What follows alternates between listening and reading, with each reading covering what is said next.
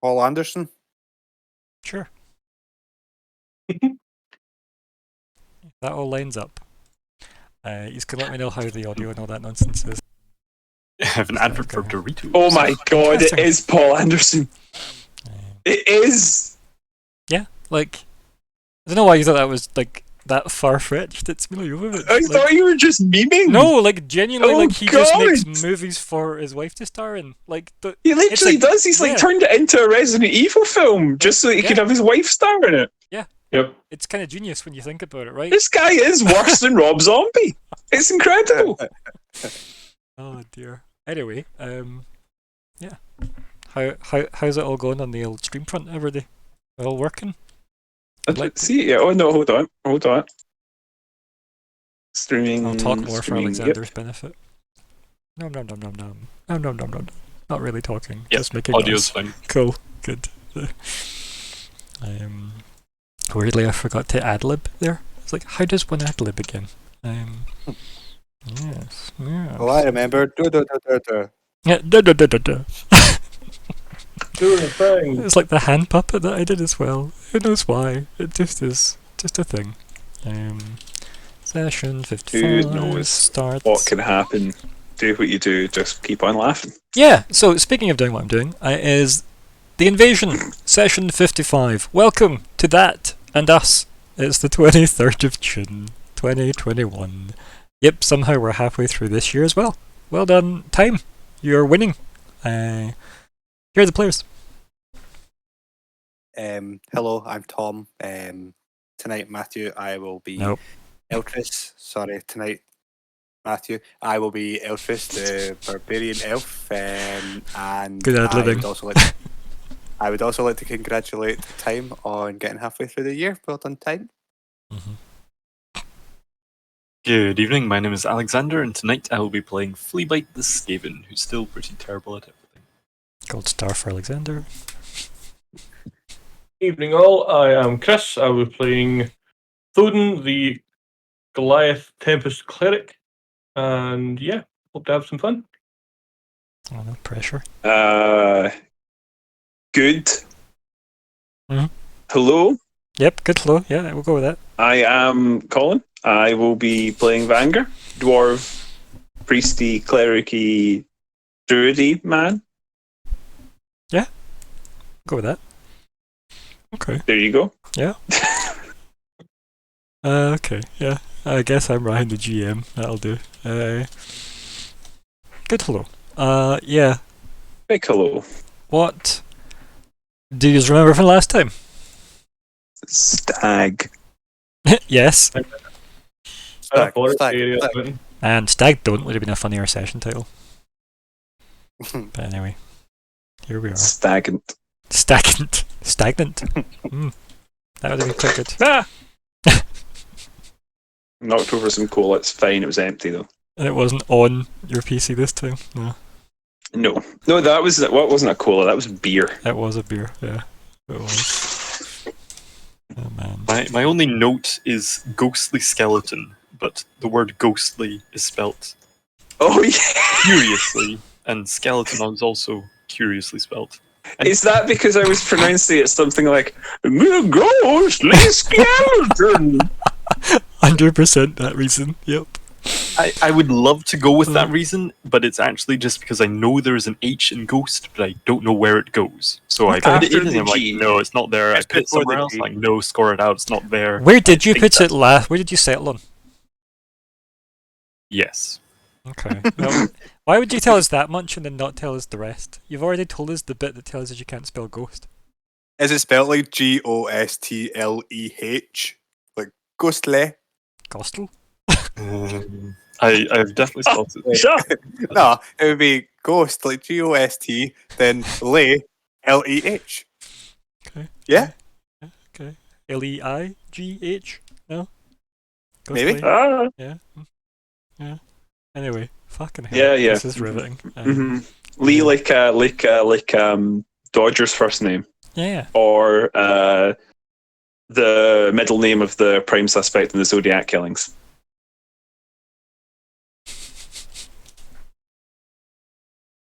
Okay. Yeah. Yeah. Just ignore me. Yep. Ignore me. Yep, I was too busy laughing at my own typing of Ghostly. Go Est. Yeah. It sounds like Go Est. This looks like somebody that is a journalist. That's what that looks like. That's the name of a journalist. Go West Lee. Yeah, I was going to say it kind of like because Lee's a good first name, and I feel like Go West is possibly maybe a second name, so it could be like if you're reading it from a register. No, it's a song. You're like,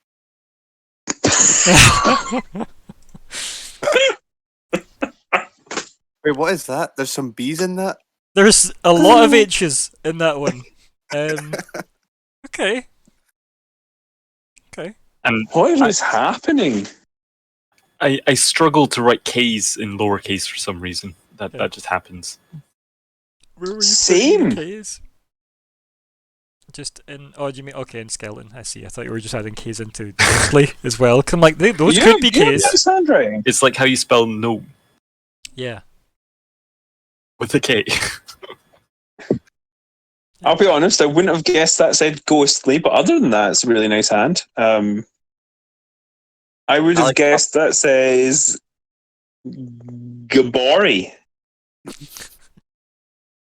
Like when the minutes try. Yeah, that's Gabori. Yeah.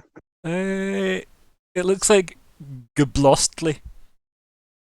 Gabustly skeleton. Gablostly skeleton. Good old. It's better than my handwriting by miles. The top of the page, I like the thieves' might. Like, Yeah. nice little. Be me. Yeah. Thieves might. Along with thieves can't. Yep. Thieves could. Oh god. Is this just your sheet of like D&D jokes? Is this what it is? It's my notes. Yes. So I was correct. They might be giants. Anything else happen beyond Alexander's notes? Nope. So that's there was the whole thing with the stag. What else? We got up the mountain a wee bit. We ended going just into a forest. We did have a camp and stuff, but we passed that bit. Where it ended was just going into the forest. I'm trying to think if there was anything else of great importance. There was a stag. Stag. Oh yeah, I forgot about that. That's the dance I'm doing right now while I'm telling all this. And there was something else I was going to say. Oh yeah, Fleabite tried to steal the baby birds.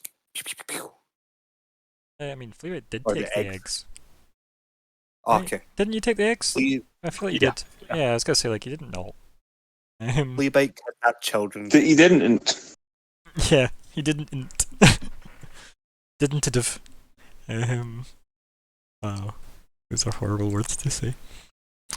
Soden, anything come to mind? Oh, I pressed that open in there. I shouldn't do that. We slept a lot. I mean, yeah, that's true. You travelled a lot, so you slept a lot as a result. Sleep, a lot of travel. Yeah. A lot rested, good health, all that. Yeah. Yep. All rested all the time. Yep. So much rest. Too rested, too furious. Yep. There's a name for the. Yep. If we remember it at the end, I doubt we will. So, if that's the case. Let's have a quick look at goals. See. Alexander, what are they? They are to reach the city of Barris, decide the fate of Dragon Egg, investigate Mountain for info on Bloodprint or Watcheres, get closure for Eric, and Fleabite's personal goal is to fashion cold weather gear from mountain fauna. Yeah. Eltrys? Do you want me to do the same as him and read the general ones too? No, I'm joking. Why My not? personal one. Find out why the stag is trying to communicate with me. Okay. Vanger? Keep party alive till we reach the top of the mountain. Be fine. And Thoden? Find a new residence for my people. Yeah. Okay. That's Said good. mountain, not both. Yeah. Two mountain, two furious. Yeah. Okay. So. It's all about, like Moses. What, let my people stay? Yeah. Like finding a new land for his people, and there's a mountain involved, and He's got cleric powers. That probably includes parting the sea because clerics are OP. Yeah, I get you. Yeah. Although it sounds more druid territory, that doesn't it? Yeah, it does. I think Tempest Clerics get Tidal Wave, though. That would make sense if they got Tidal Wave. Obviously, I know Druids get it. But, wonder. Thoden, can you do Tidal Wave yet? Can I do what yet? Tidal Wave? I haven't checked. Okay. No, but I can do a Mexican wave. I think you can. I think that's like, that's not PC anymore. No, we now call it a Mesoamerican wave. Yeah. I also never with what Colin said. Yay! Mesoamerican is a perfectly acceptable term.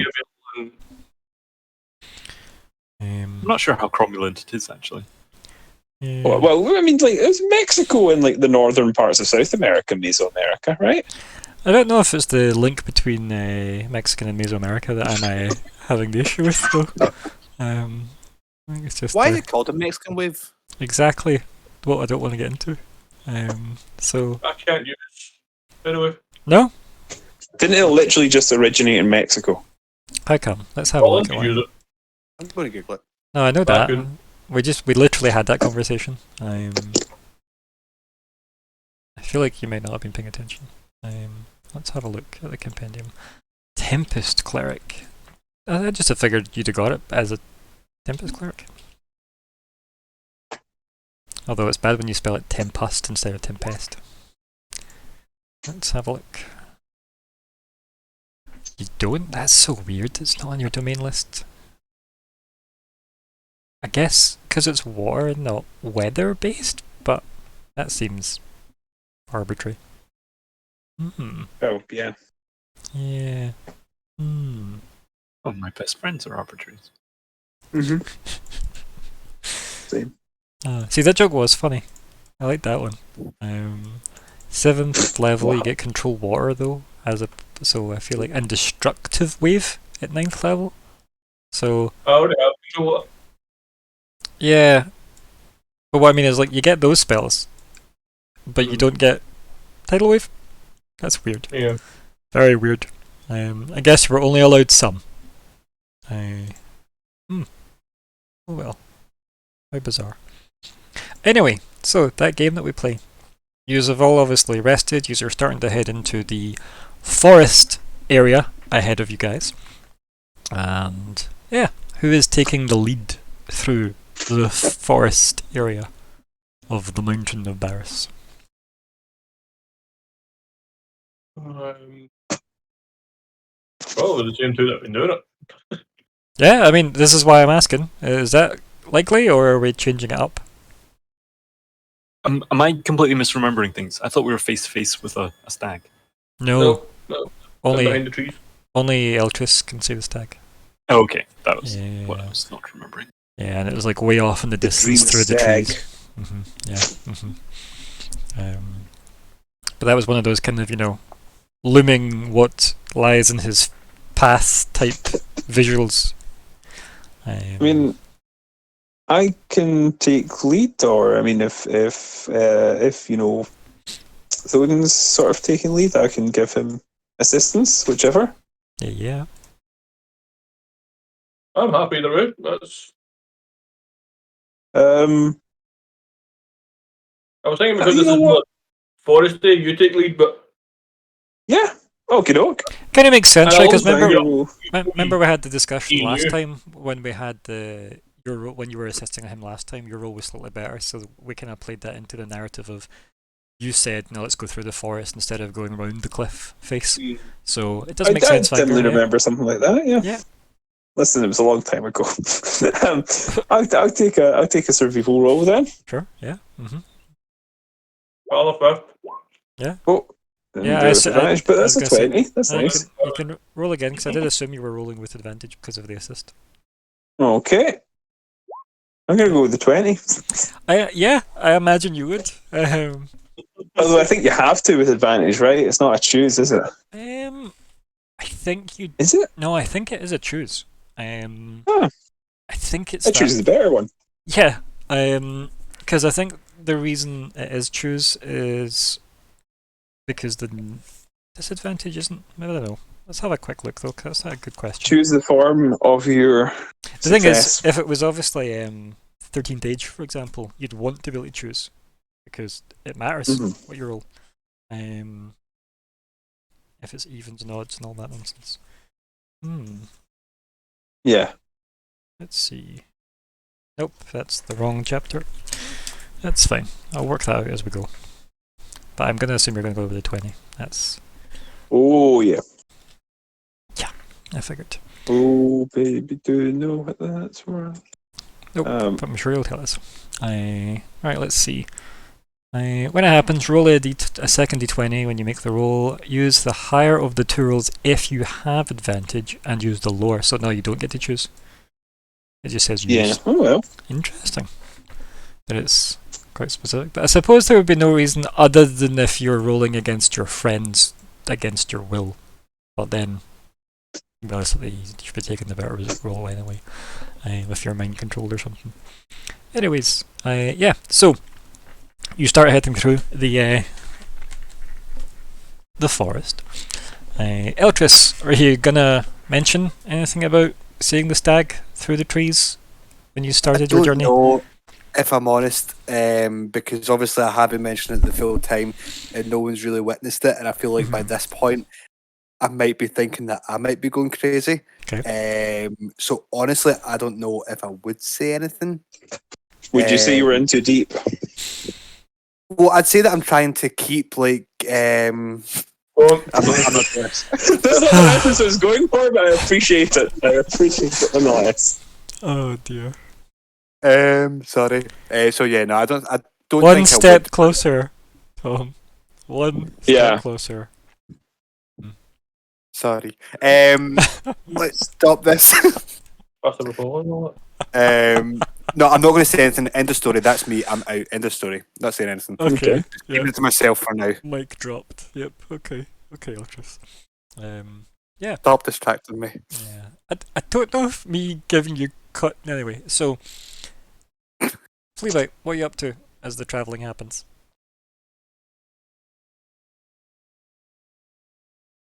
Fleabite?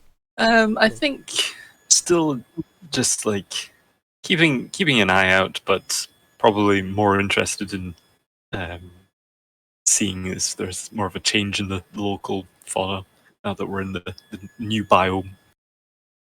Yep. The new chunk has loaded. Yep. Yep. Okay. Is there anything in particular you're looking for? Probably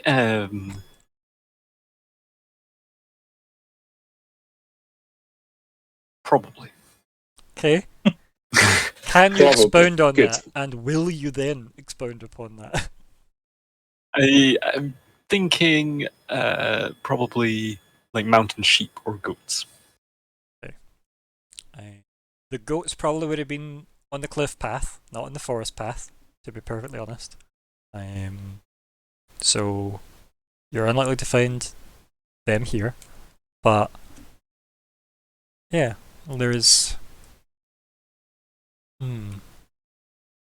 roll nature for me. That's what to do if you're keeping an eye out for fauna. That sounds like a nature check to me.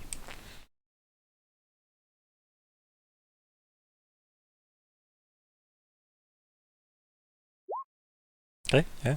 Surprisingly good. Yeah, no, it is. It is actually surprisingly good. Yeah, like you can tell there'll be things like deer and bears in this woods, just from what you've noticed as you've wandered through so far. I'm trying to think if anything else would be kind of super obvious, but I guess you've not spent enough time here yet to really notice that type of stuff. But like, you could definitely, like, there's probably been signs of that type of life here already, which is strange because this is, you know, it's its own little ecosphere so far that you're noticing up here as well. I am definitely, this wouldn't be that far removed from being a forest, not on the Mountain of Death, right? Like, it would be quite common to find this in a normal forest. Ideally not near Evershade though, because Evershade's a nightmare place. But yeah, if Fleabite has spent any time in forests previously, which I know you have, you definitely have seen similar signs that have led you to probably food or danger before, right? Luckily, though, you don't see any signs of a white stag.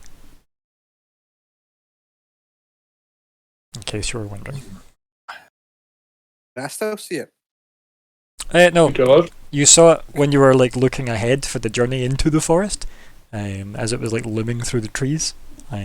But no, as you've been travelling, you have not seen it since. Ironically, you couldn't see the forest. Yeah. Terrible.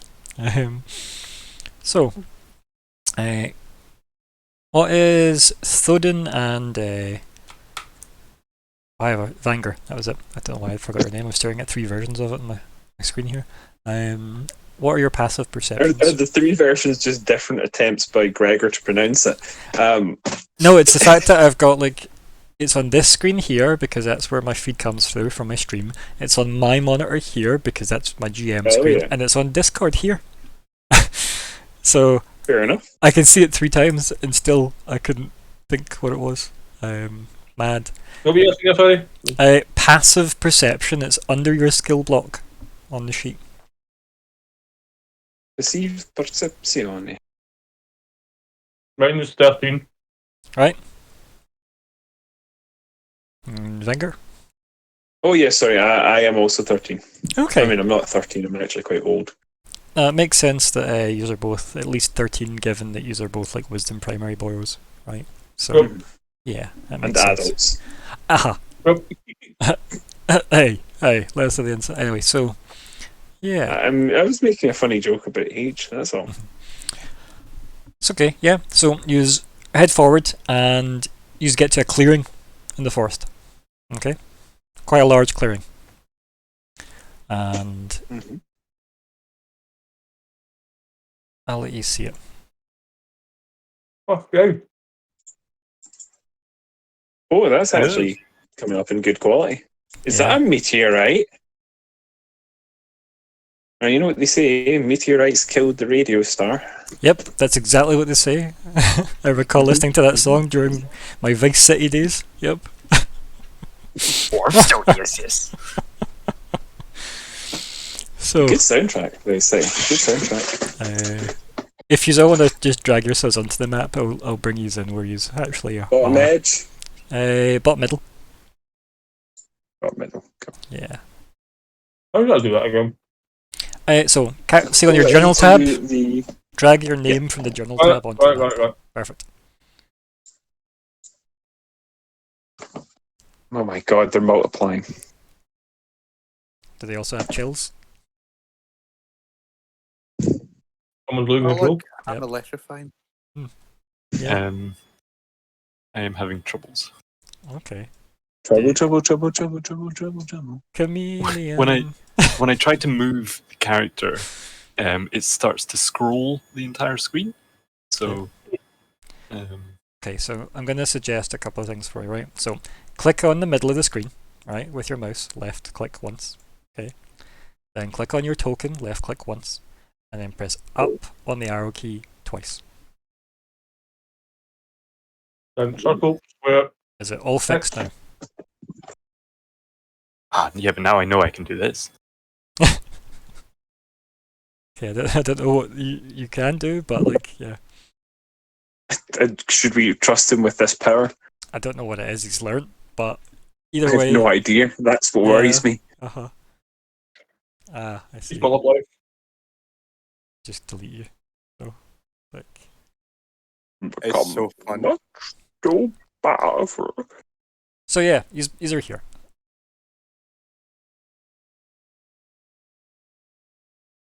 So. Does this look familiar? Oh yeah, it should look very familiar for you. Very. Alexander Brain was not rolling high on memory of what it looks like. But yes, okay, interesting. A lot less of an impact though here. Mm-hmm. But I'm guessing this isn't recent. No, doesn't look recent. Because I think was there accompanying like fire the last time? I feel like that may or may not have been a result of the fallen calamity. Right. Okay. Yeah. Remember, there was a massacre. Yeah. Yeah. So that might be a reason, maybe. Okay. So, I think the best way to do this then again is to let me delete all this off, and then we can do the narrative turn order. Click on your token, hit initiative, and then we can just see what people want to do. Hold on, I want to check something first. Okay. What would you like Okay, sorry, I wanted to roll a D1 million just to see if the chances of anything coming from Mars. Sorry. Sorry. It's just okay. That's how much damage you take as well, Colin. Just coincidentally. You'll need to spread that out over all your future characters, by the way. Oh yeah. So, Callum, this is your fault. You find they first. Oh, what was that? Sorry. Did you need to find they first? Yeah. It was only they that said Mm-hmm. Yeah. Chances of anything. See, I get the reference. yeah. I just needed you to say it clearer so we all heard it. That was all. Okay, right, how am I doing it again? Click on your And token and hit initiative. Yeah. I just can't wait to loot this big book in the corner. Yeah. Oh Right. yeah. Yep. The grimoire. The person's Patreon that this map belongs to, which is Dice Grimorium. So there you go. That's who made this map. Thank you, Mr. Dice. I'm assuming you're a Mister. I shouldn't. If I've offended you, give me money and I'll take it back. Or we'll just hope for the best from Colin in the future, ideally. And he apologises deeply unspoken. Hope for the best, expect the worst. Yeah. Okay. Why am I not in his Vanguard? I'm in his Vanguard now. So, Eltrys, you're up first.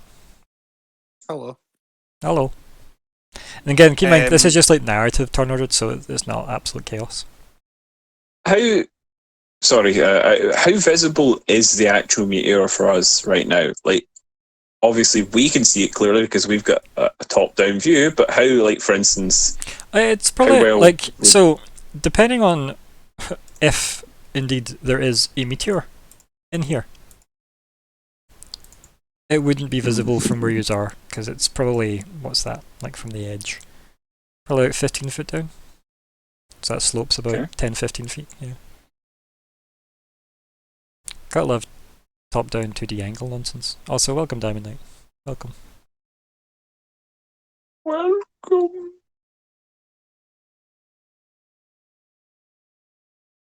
Oh, that's a shame. Yeah.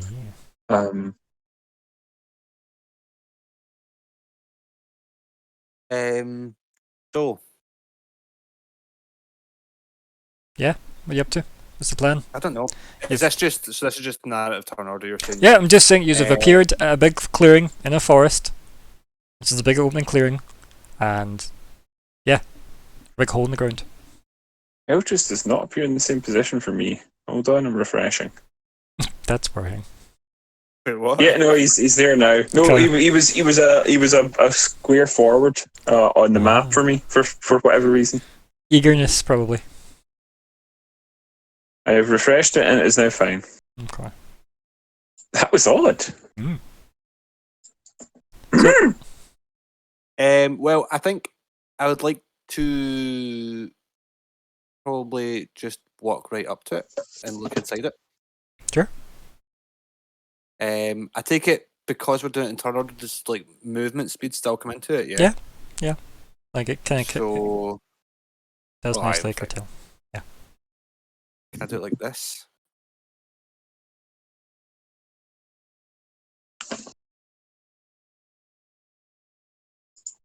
Do it like this. Okay. And then I suppose all I'd really do is look inside it. Obviously, is there anything inside it that I could see from here? No. Apart from the meteorite, the big rock. I mean, that big rock I've not described. Yep. Mm-hmm. That big rock is not described. Yeah. Can you describe the rock? Nope. Okay. So, Are you gonna? Do you want to take time to investigate this by looking into it? Or because then you'd have to like slide down and actually get a look about and properly get your hands dirty. Or do you want to just use perception and look around? Just use perception and look around. Okay, roll perception. Okay, the place looks like something's blew up. That's the best way I can kind of describe it. It looks like something explosive went off. The kind of basin effect that's there, the crater as it were, is all like covered in like kind of black kind of dust. And yeah, it seems to have exposed rock beneath the dirt. Ooh. Yeah. Suppose I would just kind of look up to the sky to see where it came from, and I'm assuming it's just a clear sky, yeah, above us. I mean, no, there is a storm at the top of the mountain, so it's not a clear sky, but that's way up at the top of the mountain, because you can only see so far up. But like directly above you, yeah, it's clear enough. Nice. I think all I'd really do then is probably just kind of turn round to the other three, just kind of say, I don't know, what would Eltrys say here? Probably something like, this doesn't look too good. Maybe you should all see this? Come and see this? Something like that? Yeah. What's your passive perception? Not good is the guess. The answer, however, is a number, which would be revealed. Okay, purred. Purred happily. It's 14. Thank you. 14's decent. Yeah, 14's alright. How do you have 14 and the two fucking clowns I don't know. don't have, like, they've got 13 each? What the fuck? I don't know. Well done, buddy. I balanced out my stats a bit, you know. Oh, it's also because his AC is shit. That's why. Yeah. Okay. Right. Yeah, you hear movement in the trees. Ooh. Yeah. Coming from map right. It's coming! It's in the trees! Over here. Yeah. Okay. So the noise is coming from that direction. So if I have you correctly, it will be coming from like over here-ish. Sure, yeah. That's like the tree line. The tree line's like this radius. Okay, I suppose in that case, everything that I said to them earlier on, don't take that into account. And what would actually happen would be, I'd probably put my hand on my sword, right? Okay. Like ready to unsheath it just in case. Okay. And then I would kind of, obviously, because I'm assuming that I'm probably facing like this way. I mean, there is no facing, but you can be looking that way if you want to be. Yeah. Yeah, I'm looking this way. I'm thinking of this in my head, right? I'm looking this way, Okay. but then I turn this way, right? Okay. And I think I'd probably say there's something coming. I was going to say from the east, but let's not say that. I don't think Eltrys would know that. I'd just say there's something in the trees. So they're coming from 3 p.m. 3 o'clock on your right. No. Suppose I would just put my hand on my sword and be like, there's something in the trees. Here's a question. Fleabite, yeah. do you want to have used your psychic dice this morning? For telepathy? I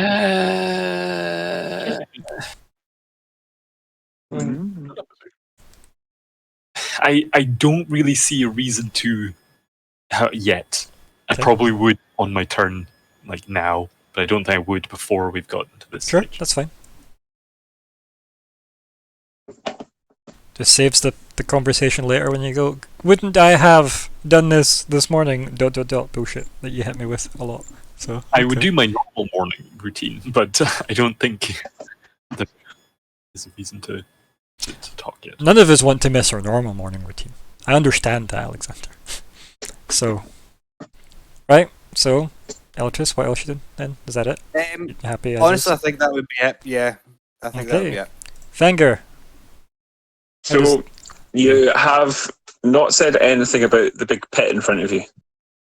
You said, I think, the gist of it, because this wasn't that the stuff that you retconned and said the stuff? But he only retconned that because he got information after he looked into the pit. So no, it can't be retconned. It's still stated. Okay. That he just said this doesn't look good, which was the gist of all he said. I don't know why I'd need to retcon it. Yeah. Okay. I think in that case, Vanger's going to just sort of keep wandering after him, and maybe somewhat wearily or even maybe somewhat grumpily. What doesn't look good? Because he's perhaps assuming that the taller ones can see it a bit better. How well can I see it actually from here? I mean, probably could see. It's to the bottom, yeah. Like, do you want to re-roll? What's the roll for? I don't know. Let's see what I make of it. Sure. What would you roll to see what you make of a meteorite? Nature? No, you'd roll perception. I actually have a better perception score, so I don't know why I'm. Yep. Okay. It's not ideal. So this looks like something blew up. Yeah. It looks like something blew up, and it looks like there's burn marks all around the edges, and that's where all the black dust is coming from. And yeah, it looks like it exposed rock at the bottom of the pit. Right, rather than something that's landed in it. It just like exactly what I said to Eltrys on his turn. Okay. Yep. Yeah. I'm just clarifying. Yep. So I would. Vanger is interpreting this as exposed rock rather than crashed rock. Exactly. Okay. So I think initially he probably would have assumed that like a meteorite or something like that. Sure. Because I imagine dynamite's probably less common in this setting. Yeah, that's fair. Don't get me wrong though, like there obviously are like, what do we call them? Artificers and shit. Oh, there's definitely like explosives and shit. Yeah, but when you also find fireball blowing right? up, you perhaps assume natural causes in a way that you wouldn't in the real world, like a gas main blowing up or something. Yeah, we're so used to technology that can go wrong like that or go right like that. Anyway, so he's sort of mulling over. This isn't quite what I expected. So I think he sort of just stopped and strokes his beardy chin a little bit and goes, well, now, that's interesting. And I think that's my turn, because I don't know that I can do anything else useful here. Thoden, you back with us? Or are you still with Child? I guess. No. I'm still with Child, but I can still take my shot. She's just sitting here. No worries. 2 seconds. I'm going to investigate sort of this direction. Okay. I'll wander around. Eltrys, did you indicate what direction noises were coming from, or did you just... Yeah. Did you? I feel like it did. Okay. Can I get a... I thought you walked it back, I'll be honest with you. I just assumed that the map was... Yeah. Can I get an insight roll in from Thoden to see if he understands what Eltrys was trying to convey then? Because it wasn't literally, okay, so over there's noise, guys, let's go check it out. Insight, you said, yeah? Yeah, it's not particularly difficult. Hey! Excitement. Hey, yeah, you can definitely have understood exactly what Eltrys was trying to say, which was, yeah, there's clearly something that way. Right, okay. Yeah, so you can... I'm going to start walking... Hell, can you not tell them, sorry? Fucking 30 feet in that direction. Okay. Do you want me to move you that way? Here, aye, please. Just in that. Okay, I can put you... Claim it on me. I can put you here. That's 40 feet away. Yeah, go for it. Yeah, happy with that. Go for it. Okay. Anything else you want to do? I'm going to take the Warhammer off my back. Okay. Just in case. Yeah, fair. And then I'll end there. Okay. You can also equip your shield if you wanted. I already have. It's already been equipped for previous. Sure. But you could definitely have done that now as an action. Yep. Yep. Okay. Perfect. There is a... Where was it? There's a shield token in here somewhere that is probably worth using. There we go. That'll do. Just lets me know. That'll do for now. Just lets me know it's equipped. Especially if you're doing nothing else, because like pulling out your Warhammer is part of your like move or action anyway. So you can do that, and that doesn't really cost you anything. You just need to have access to your move and action to do it, and then you've got your action can just be getting your shield all like strapped to your arm and stuff. Oh, It's definitely not a subtle maneuver, but it's definitely not the worst idea. Okay, Fleabite. I'm going to. Also, what's your 2 dex scores, by the way? Because these might actually be in the wrong order, but that's fine. Thoden and Fleabite, by the way, when I said you two, that's what I meant. what was it you said? Dex score. What is your dex scores? Oh. It's 16. Thanks, Voldemort. Like, what was it? 16, yeah. Sorry. Yeah. And Thoden? 12. 12, cool. Fleabite should have went first, but that's fine. Just because you've both got a 12, but your his dex is higher. But that's okay. Telepathy, everyone. Just like quickly scurry behind Thoden. Yeah. So just mark off everything you need to mark off in chat, and then I'll do so. And quickly think over to Banger and just say, Green elf traveling things from far away beyond lands. Did you ever of see greater things like this? Yes. I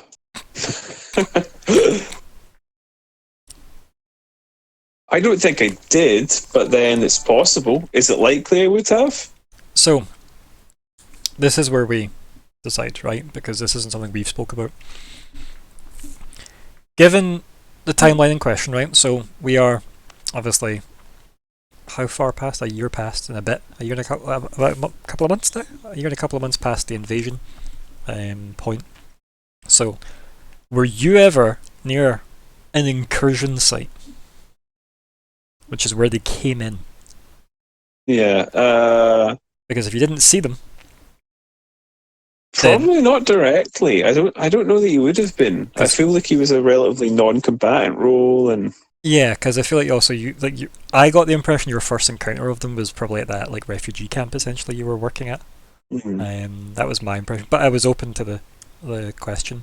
I don't feel like he would have been too front line. So while it's possible, I don't see any reason that.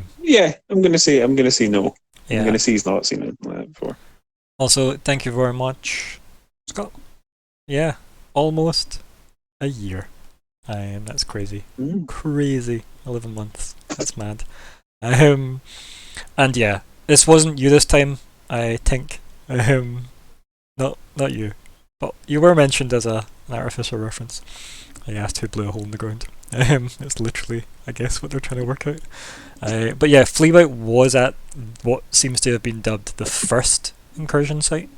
So that's why him and the gang that all witnessed the first incursion site were picked by the Little Bellinor Council to go to Valeria to get the secret messages.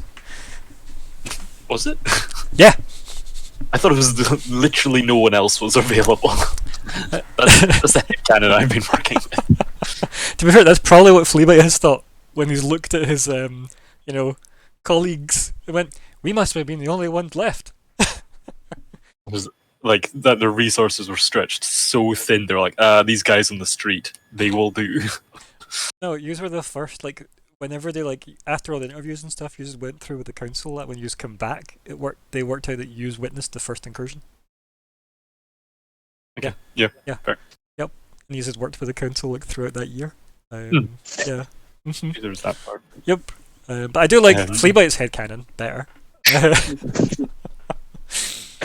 Then I'll say to everyone, green elf things from faraway land. Yes, they appear from sites of this lake.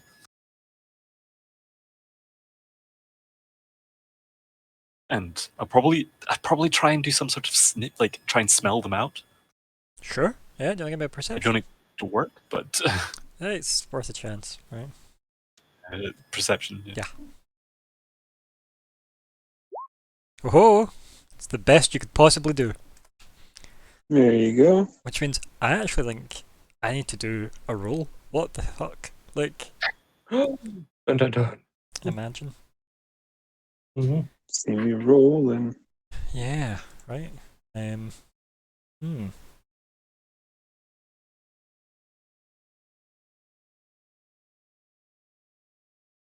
Let's see. Is it a secret roll or do we get to see it? It's a secret roll. Oh. But Fleabite might see it. Okay. It certainly smells it. Yeah. Okay, so I guess it is this. That's amazing. Yeah, Fleabite, there is a similar enough scent in the air. But it's faint insofar as obviously your memory and what you've shoved up your nose since. But you imagine if there was somebody nearby, it's likely going to be Gith. Or the Chud, as Fleabite probably still has as his headcanon for their name.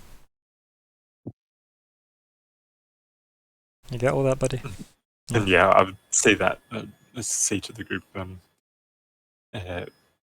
possibly still of nearby. Yes, it would probably be fairly obvious, like down to the ground, having a good thing. Am I just sure the roll I got, by the way?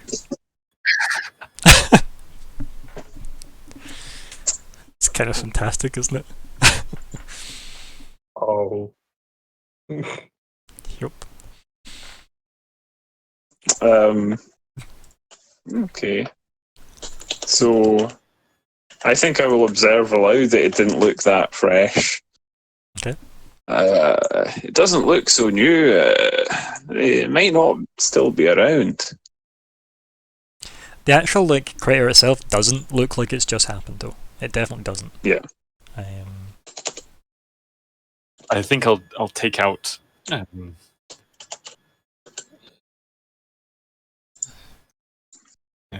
maybe not. I'll just be sort of sniffing around, trying to see, and just be being open, but also trying to hide behind Thoden. Fair. Yeah. I'm probably the bit behind range. I'm big, but yeah. To be fair, Fleabite is also small, so I wouldn't worry too much about that aspect. Right, Eltrys. Hello. Hello. Don't act ambushed. What? It says don't act ambushed just by me saying hello, Eltrys. Look, you're good, buddy. You're here. I get into character here because we're about to be ambushed, probably. No. So, I don't know. Honestly, I don't know what I'd do at this point because obviously everything that's just kind of happened there was psychic, wasn't it? Between Fleabite and Vanger, yeah.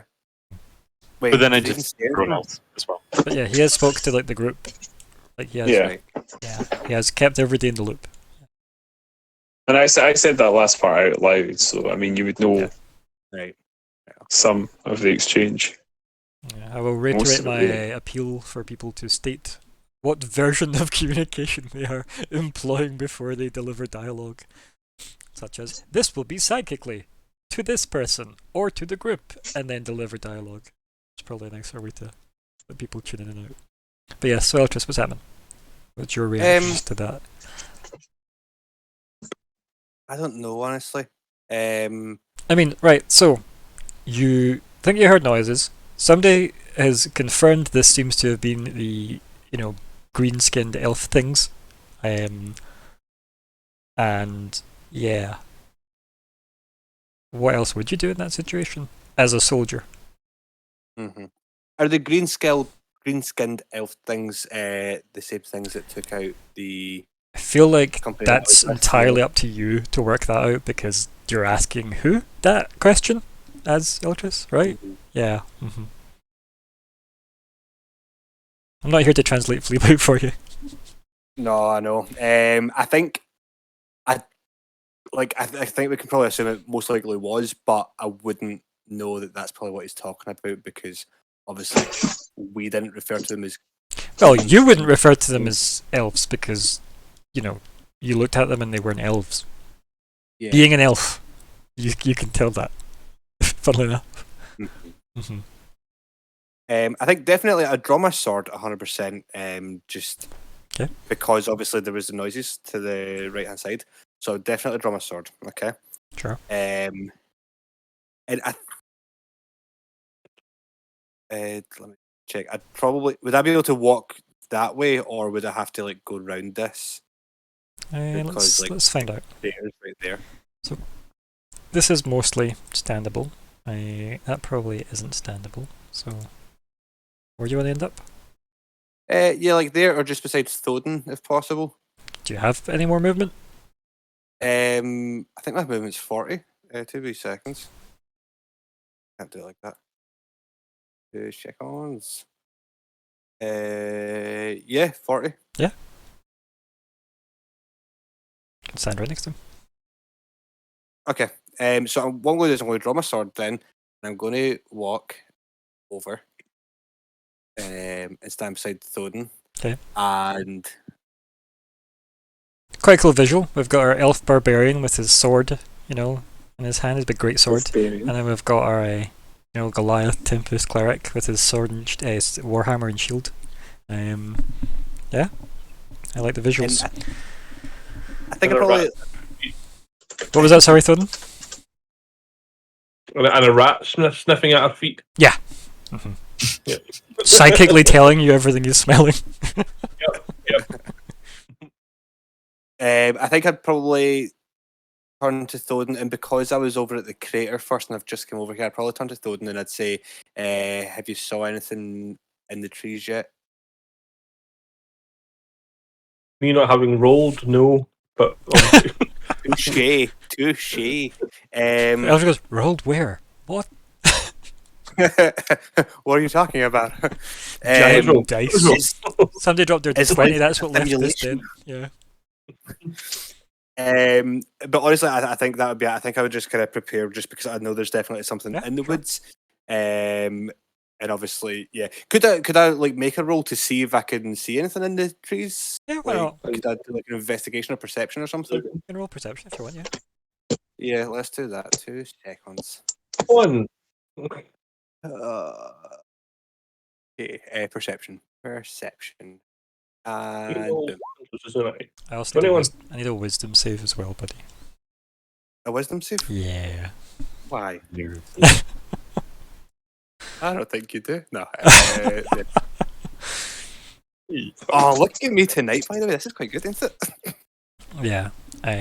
You're going to run your eyes across the tree line, right? Mm-hmm. And then there's a shimmer of a white stag. Sorry? A shimmer of a white stag for a brief second, and it fades, and you see a pair of eyes staring back at you. Okay. What is your immediate reaction? Is it like shock? Is it panic? Is it complete poker face? It's absolutely nothing. I'm not going to be shocked or surprised on this turn. No, I'm joking. No, I think I would probably like 100% shock, 100%. Just because I've physically saw it like kind of dissolve or whatever, or disappear. You know what I mean? Like just kind of fade away. And obviously the eyes kind of staring back at me. So that would obviously be striking fear into young Eltrys. So yeah, probably like a mix between shock and fear, if that's a thing. Yeah, sure. No, that works for me. Yeah. Mm-hmm. Okay. In that case, I have some things we need to do. Just so she's going. Yeah, we do. Sadly, we do. As told to Eltrys. There is no time for this because I'm about to react to Eltrys. Oh. Yeah. Okay. And what I need for everybody to do is roll initiative for realsies.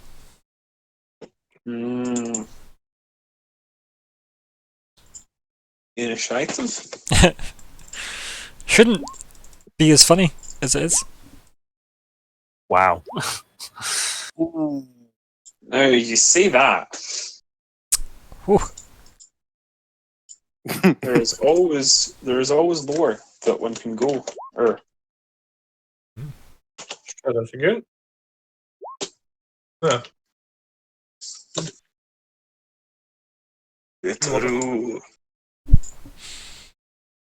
Okay. Please protect us, Thoden. Yep. This is why I hid behind him. Okay. I have time to also move behind Thoden. You could jump back scared, surely. Just oh. Yeah, you can within your 5-foot square. Yep. But yeah, like he will physically react, like shocked, and probably grip his sword tighter and stuff. I imagine that's what you described 2 seconds ago. Yeah. Which has obviously told you enough about the state of affairs, initiative-wise. But you might want to ask what's going on your turn, Thoden, because otherwise you don't know anything else. I have a perfect line waiting. Okay, go. What do your elf eyes see? I hate you so much, but also, yeah, fair play. Also, I didn't raise my hand in the end celebration. You did it. Am I allowed to reply to that, or do I need to wait till? Yeah, maybe you should tell him everything that you need to, because he's first. Okay. Yep. So Eltrys would say to Thoden, the white stag is back. And I think I'd point. Like, am I still seeing the eyes right in front of me? Yeah. Yeah. So I'd point kind of directly at the eye, so he knows exactly where it is, and I'd say, it's right there. The white stag, but it faded away. And there's just a pair of eyes staring back, and then I said something like, "Can you not see it for yourself?" For your elf? I guess. For yourself. Oh, that's awful. Um, Okay. So no, I haven't seen any stag of late. yeah, that's fair. You haven't, but you do. Like he has indicated, somewhere like here. Mm-hmm.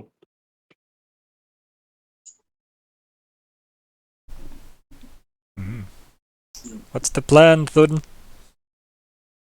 I'll move like there. Okay. So I'm still ahead. And I'll wait for something to come to us rather than forcing action. Okay, so is that you ending your turn, or are you going to use your action to ready an action? What's the plan?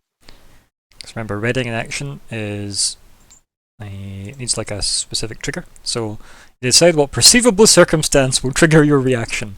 Then you choose your action, and it will take response to that trigger. Or you move up to your speed, blah blah blah, in response to it. So you either take you already used some of your speed though. When the trigger occurs, you can either take your reaction right after the trigger finishes, or ignore the trigger. And we don't need to worry about readying a spell just yet. So, but the gist of the spell one is if you prepare a spell, you burn the spell slot, even if you decide not to use your to react. So if you were going to say, I will cast healing on the next person that takes damage, and then when that happens or doesn't happen and you choose not to, you still lose the spell slot. Right, okay. Yeah, it's the cost of holding spells, which is a bit weird. Yeah. But it could be, if anything hostile approaches the party and comes within your range, you will make an attack against it. You could have that. Aye. Is it dark over here? Obviously in the tree line. Sure, why not? Can I cast light? What's the range in light? Am I within range? Range? No, never mind. It's touch. Never mind. So you could walk over and cast light on it, yeah? Yeah, I'm not going to do that. I like that though as a visual. Let me just go over here. It's one of the horror movie scenes when you get somebody lighting a match or a lighter, isn't it? I'm a cast light, then uncast light. How I just dismiss that, please? I'll just stand at the ready, so if anything... That does mean, like, standing at the ready means nothing now, like, mechanically though. Do you know that, right? It just means nothing. So it's you ending your turn, is what you're stating. You can take the dodge action, for example. Dodge, yes. Okay, what does that entail? Like, when in doubt, if you've not got anything to use your action for, you should always dodge. Just log that in your brain somewhere. Okay. Because it means I have disadvantage on attacking you if anything attacks you. Aha! I'm gonna do that then. Yeah. That sounds cool. Good. Isn't it like everything that tries to attack you? Actually, in the first thing. I never said the first thing. Yeah, no, I'm just saying, like, in general, it's such a good one. Yeah, it's like you spend your round, essentially, you're part of this initiative cycle, as it were. Like, dodging, it's the same level of good that disengage has, because it is your action it takes up, so they give you it for the whole turn. It's the first green shield, by the way, on the tokens. You put yourself with that. Oh, that one. Yep, perfect. Look at you with all the shields. Somebody cast Shield of Faith on him. It's probably himself that can do that. Did you take Shield of Faith actually as a spell? Is that a spell you've got? No. Okay. It's a good one. It's a handy. Right. Drops a good one. Let's see. Okay.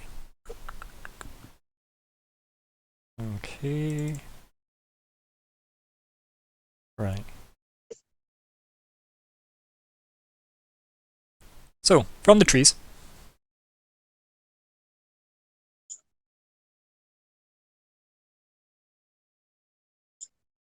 Runs this person.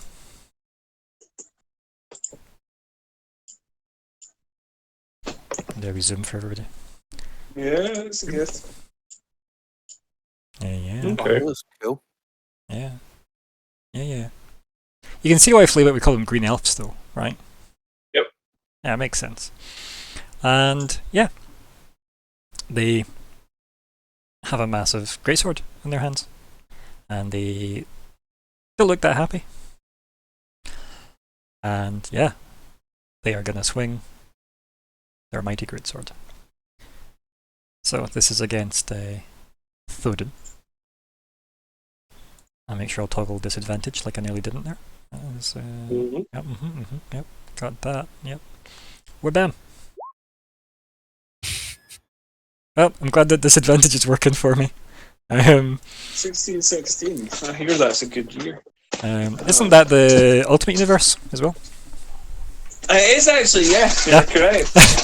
Or 16, yeah, that's a random bit of knowledge stuck in my brain. Right, so that doesn't hit because you've got an 18. Yep, that's nice. Is that all thanks to the shield as well? Good. Yep. You know, they're a pain in the arse with the action economy, right? But you know that +2 AC is great. It's honestly great. Right, it's going to make its second attack on you then. Hey! Oof.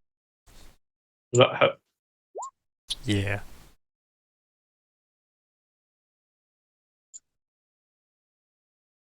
What? It is the 12 and the 13 you take. And the 13. Yes. So this thing cuts into your flesh, and then you feel horrible pain in your head as well. And that is all, Callum.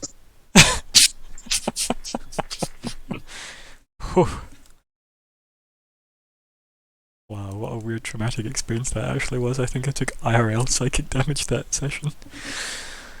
Whew. I just thought you were missing out on the goods in this, and I'm really disappointed. Yeah, like honestly, like terrible. Right. Luckily, you're not in an astral body right now, so all the additional effects don't matter. So don't worry about that. Yeah. Right. And in fact, Eltrys, can you roll a D3 for me? I sure can. Perfect. Thank you. Oh, it's not in that. So I was trying to use a little button up the top. But So /R space 1D3. Yep. Hey! It's okay, thank you. It's just something I have to track, that's all. And if I don't have to roll dice, that's always appreciated. Okay. So that happens, and then does anything else happen? No. Nothing else happens. It is in fact Fleabite's go. Did that guy run out of the trees? Yes. Then I'll think to everyone. What a wonderful world. Watch sight. They appear, teleport out of no thin air. And they attack many times in quick succession. That's probably happening at the same time as your psychic damage is hurting you, by the way, Thoden, so it's probably awful. Yep. Like a voice in your head from Fleabite saying, they can attack many times as swords are being drawn across your chest. Not ideal. And remember, I don't mind if you end up at half health or less, you can tell each other all that shit, remember? Like, you can say you're bloodied or staggered or whatever term you like. Or battered, if need be. Like, it's up to you, but bloodied is the one I would go for. So. Fleabite is going to...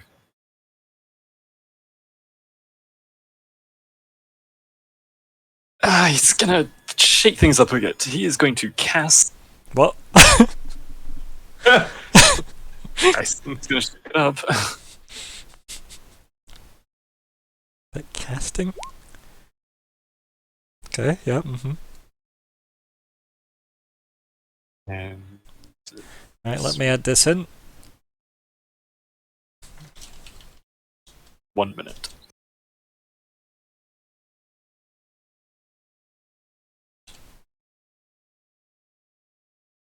Shadow clone jutsu. Yep. And enough. I'm gonna ask now just to avoid problems. Is hiding behind like the lip of the or I guess here a viable strategy? If you want to move to like there, you can try and or like there, for example. Like I don't mind really which Come one. back. You can go to one of these if you want, and roll hide. Will be able to see this. What's going on here? No, because you're small, and you'll be in a ditch that is about 15 foot deep. That is lowest. Then I'll not do that. Okay. Are these trees climbable, do you think? Do I think? I know they are. Excellent. Then They look a bit withered though, those ones. Very specifically the ones you picked. Yeah. Like, they're a lot more brittle than the much more full so ones. if they try and teleport up to me, then they'll fall through. I'm just saying you might fall through. Then I think... Yeah, I think I might move up to like this one and climb it. Okay. You map out that route very carefully, buddy.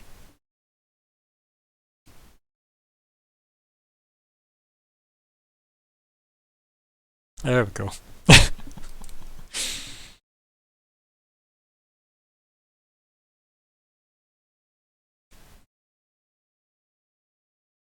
I'll just do this one instead. Okay, yeah. And then acrobatics, would you like? Athletics, you mean? Yeah. I actually did mean athletics. Yep, it's okay. I'm here, don't worry. I got you. Yep. No. In that case, before I'm guessing that would be a fail. That is a fail, yeah. And can I psychic dice to try and make it a pass? You can, yes. This is you marking off one of your psychic dice, yeah.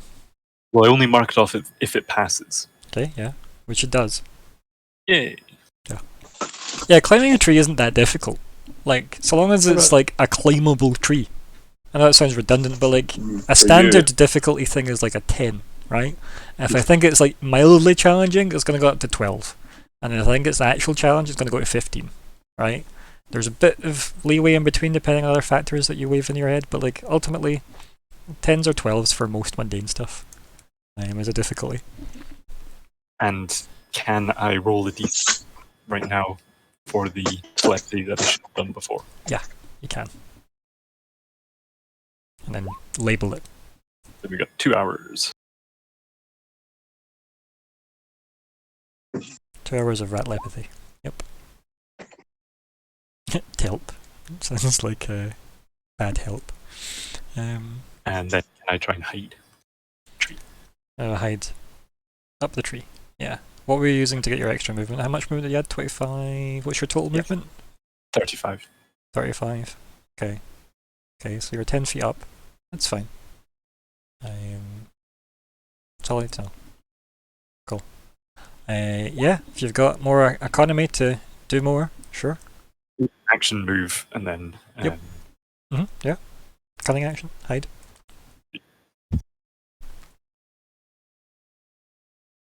Yeah, that'll do. Okey-dokes. Need you to roll.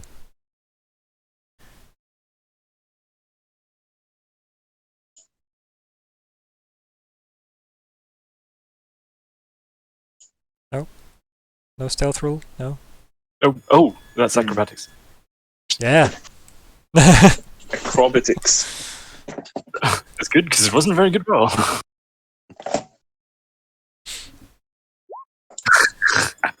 Perfect. So, all the flea bites run up the tree. Or some run up mid-air, I guess? Like, yeah. Eltrys. Hello. Hello. I feel like everything you come to me on was like, hello. Just trying to get your attention back. Hello, welcome back. This is what's happening. A rat's up a tree and your buddy's being slashed twice by a giant greatsword. What game is this? No, I'm joking. Right, so let's. Well, let me just review. Session 1, the invasion. Firstly, I'm going to move to this spot right here. Okay. Okay. Yep. Boom. Okay. Then, let me just. I'm going to enter my rage. Okay. Okay. Because obviously I would. Why not? So I'm just going to throw that in there just so we have it. Yep. Okay. Yep. Help yourself raging. Is it this wee guy? And that's not that little guy. Wait, where's the little guy for rage? 2 seconds, sorry. Okay, he's on fire. What colour is he? He's green and he's on fire. Oh, there he is. Okay. Okay. Sorry. It's okay. Now, because I get that too. I am... Wait, what? Keep going.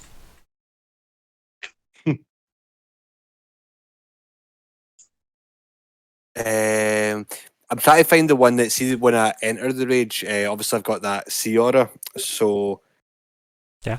I'm trying to find that just now, but I don't...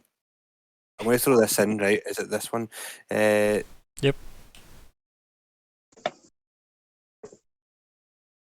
Is that the one and it's as soon as I enter the rage, yeah? Mm-hmm. Right, I think I'm just being really bad at reading here. Okay, yep. So you want to see aura this person? Yeah, basically. Aye. Sorry, it's that one I was looking for, but that's just the same thing, obviously. Yeah, so I want to use my sea aura on this person, yes. What is the save? It is a DC 14 dexterity saving throw. And I have... We're bam. I fail it. Cool. So that's just 1d6 firstly, is that right? Yeah. Sure.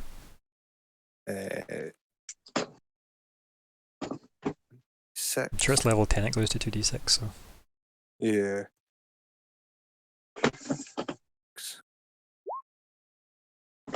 Hey! Okay.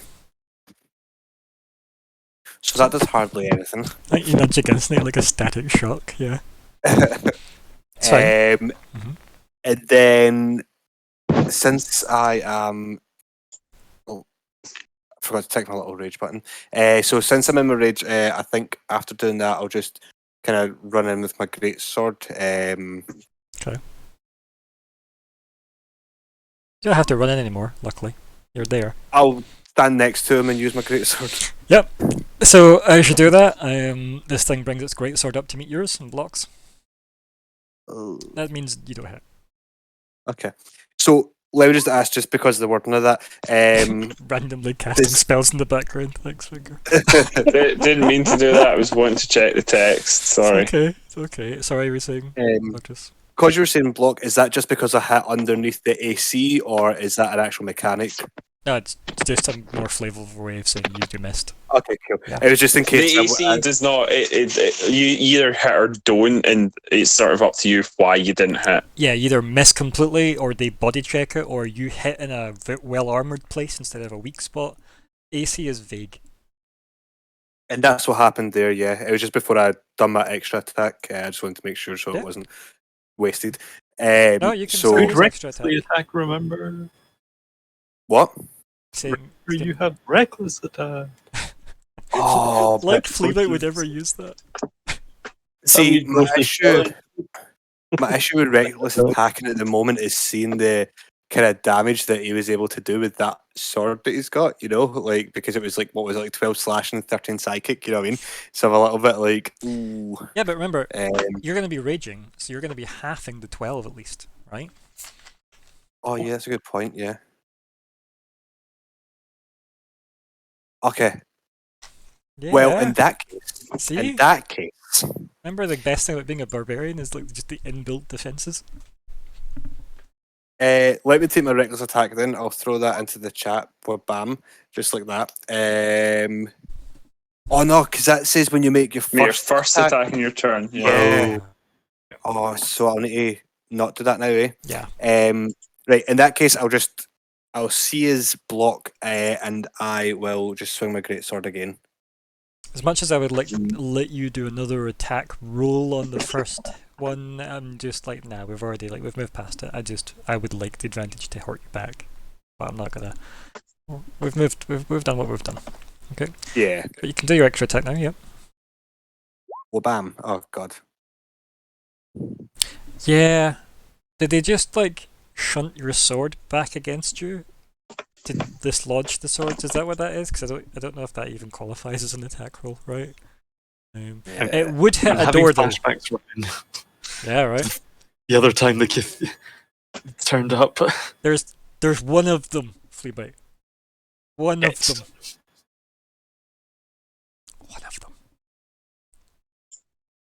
I can't believe nothing hit.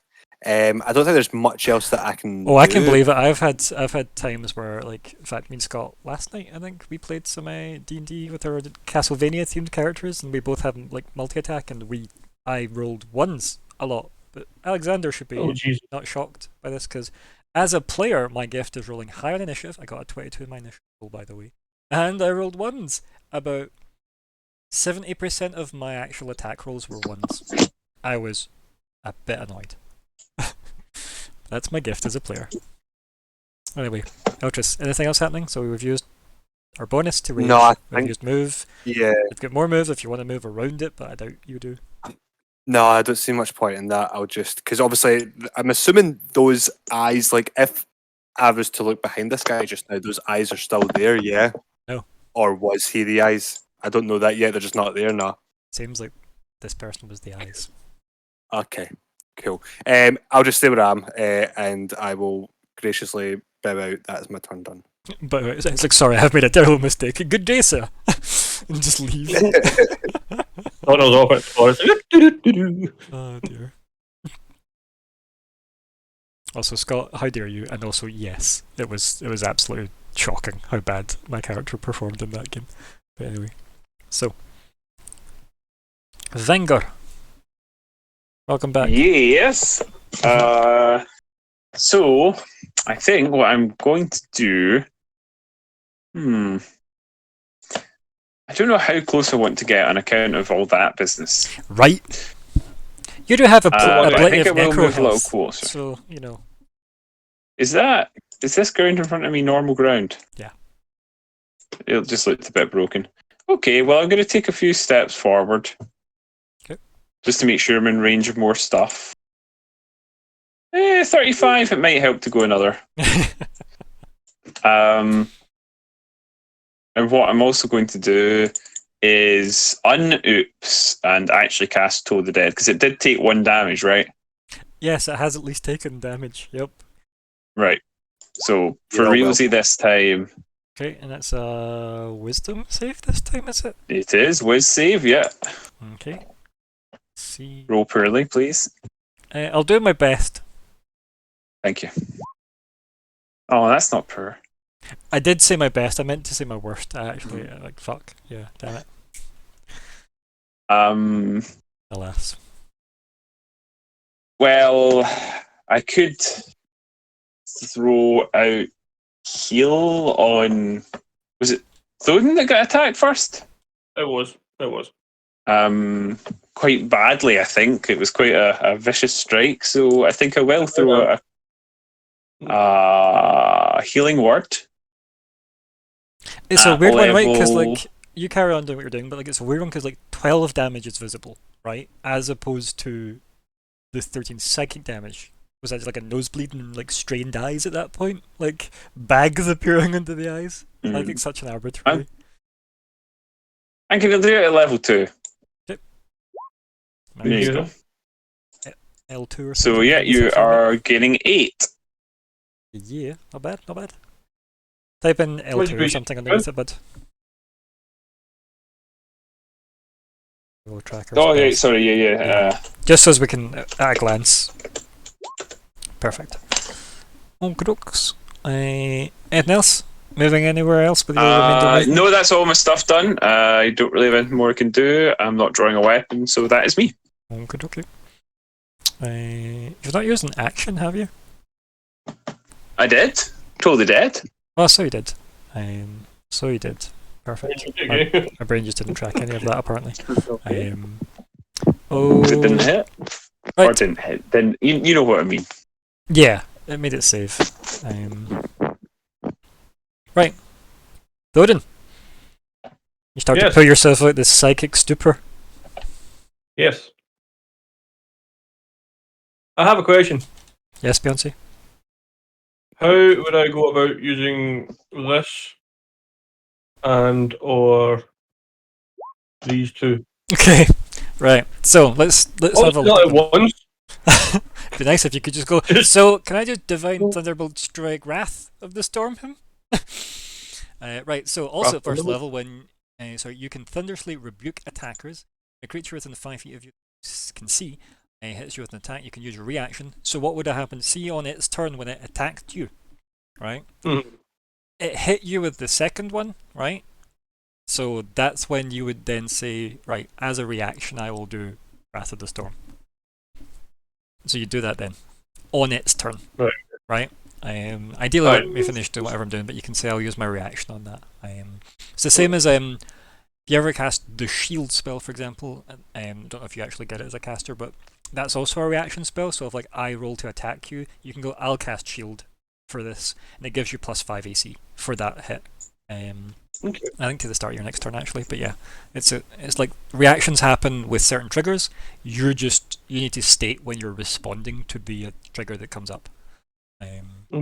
So yeah, and you can do one reaction, which means if you used your reaction to do Wrath and it walked away, you don't get a free attack against it because you've used your reaction to do that.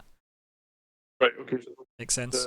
Same as say if you were withholding, like readying an action. Sorry, you use your reaction to actually act on that turn, right? It's why you don't get things like extra attack when you hold an action, which is because it's off your reaction, not your action. But yeah, so that's Wrath of the Storm, and then you've got a limited use of those, and you get them back on a long rest. Divine Strike is you gain the ability to infuse your weapon strikes with divine energy once on each of your turns, so you pick an attack, obviously. When you hit a creature with a weapon attack, you can cause it to deal an extra 1d8 thunder damage to the target. So you would just say, on one of your attacks, when you hit them, you go, I'm also going to do Divine Strike on this before you roll damage. Okay. Right? It's before you roll damage. You can just decide, I'm going to throw in more damage on this one. But you can only do that on one, so if you're doing two, like if you had the ability to do 2 attacks a turn, etc., you wouldn't get to do it on both, just one of them. But that does say weapon strikes, right? So weapon attacks. Yeah. So you can't do it on spells, is what it says. And then Thunderbolt Strike at level 6 when you deal lightning damage, right? So that doesn't work with Divine Strike, for example, but will it work with the other one? It will work with the Wrath of the Storm, right? Because to a large or smaller creature, that's fine. You can also push it up to 10 feet away from me. Okay, cool. So essentially, you can move things away. Yeah. And that's when you deal lightning damage. So that's your trigger for that. It's pretty damn good.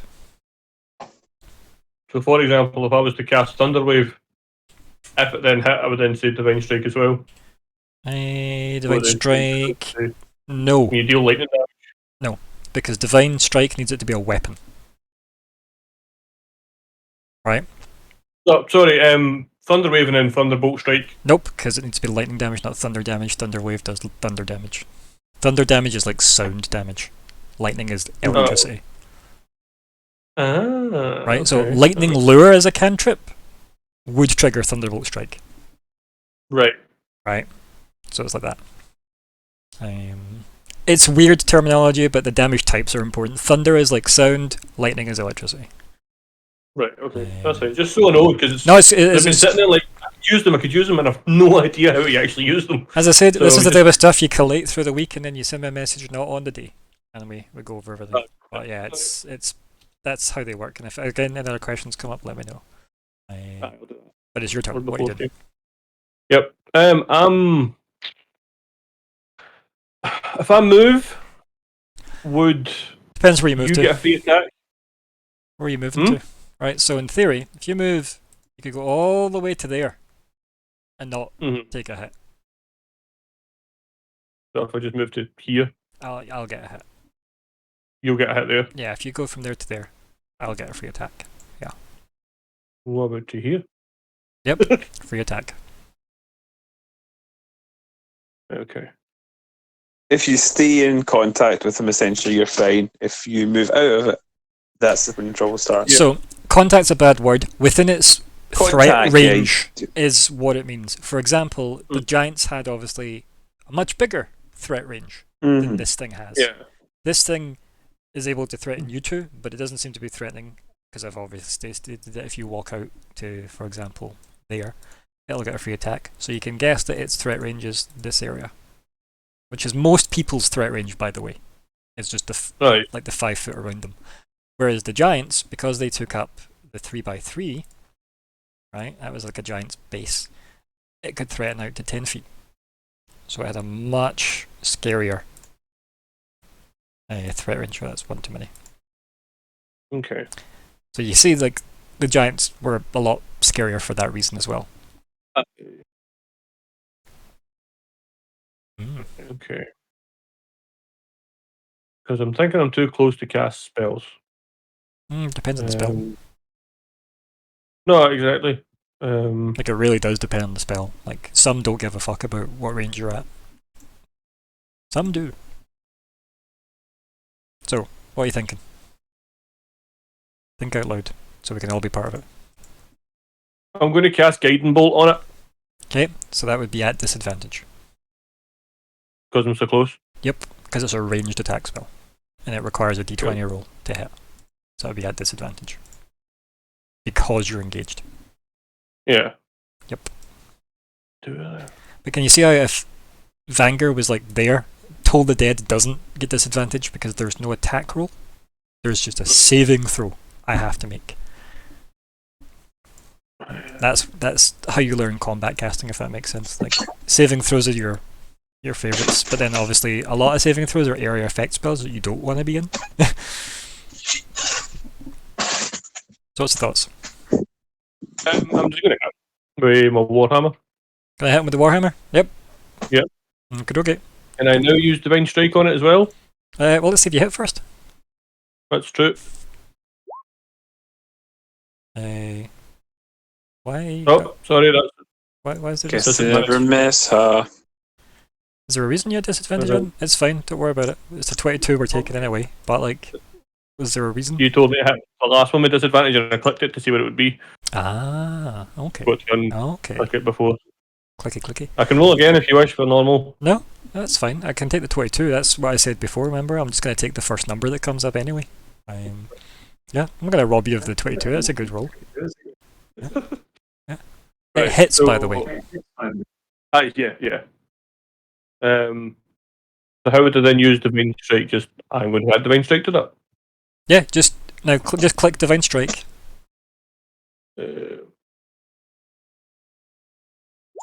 Perfect, and then just click your damage.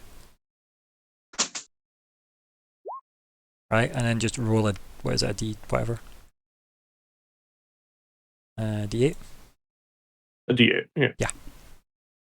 Oh, crap, that's not in the way. Good ability. It is a great ability, yeah. 1. It's the same as remember the one Damien Green had with the force damage on his arrows? Dear God, that was so good. I like those ones where it's like, if you don't really have anything else to do, just be better on your turn by using all of your action economy. Cool, so 10 damage. Not bad. It's alright. Can you roll a d3 for me? Yep. One.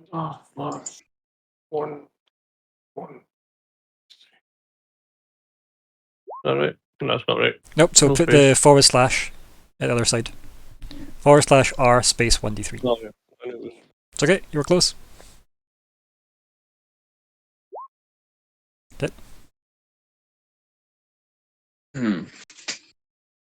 And that you, buddy? Unless there's anything else, I don't think I can do anything else. You'll be unpipping your dodge as well. Yep, that'll be a... Yeah, that unpipped at the start of your turn. That's fine. Oh. That's fine. Okay, so, if that's you, buddy, it's me. Okay. This is against Eltrys. No, it's not. This is against Thoden. What? Enjoy, respectively. Yep. Jeez. Yep. So now Yep. Now if he's had reactions, he could do them, right? So Eltrys first, right? Because the first attack was against you. That's 16 slashing. You have resistance to slashing, remember, Eltrys? Yep. Because you're raging. 8. Yep. And you don't have resistance to psychic, as far as I'm aware. So that is 12 from that. Okay. So that's 20 damage total. And Okay. you're not an astral body, so you're lucky. Right? Could be. You don't want to be in this situation. Right, now we move to Thoden. Thoden, it hits you. That could then trigger Wrath of the Storm, right? If I'm remembering correctly. So when a creature within 5 feet of you that you can see hits you with an attack, that has happened. You can use your reaction to cause the creature to make a dexterity saving throw. It then takes 2d8 lightning or thunder, your choice. If you pick lightning, that might trigger a Thunderbolt Strike. Right? Yeah. You'd hope the Tempest Cleric had synergy. I mean, there are a lot of classes that just don't. Yeah, I know. It's kind of They're like, you get these extra spells, have fun. Yeah, enjoy having never using them. Right, so we've got that. Then what else happens? Half as much from the saving throw, blah, blah, blah. You can use this feature a number of times equal to your wisdom modifier minimum. What is your wisdom modifier? Is that a 3? Yes. Okay, so you get 3 uses of this per long rest, FYI. So there's your limiter. Nice. It's alright, isn't it? Yeah, that's alright. Yeah. There's no limit on Thunderbolt Strike from what I can see, which is glorious. But, are you going to use your reaction? Yeah or nay? I'm going to use a reaction, yes. But I'm actually going to use Stones and Jewels. Okay, yeah. That's fine. Can do that I'll instead. pop that in Yeah. there. See if I can show off said. Right, do you want to roll your d12? And give us your con mod. So you can do /r space 1d12 plus your con mod. Right, you can just type in plus and whatever the number is, and it'll do it all for you if that's easier. On.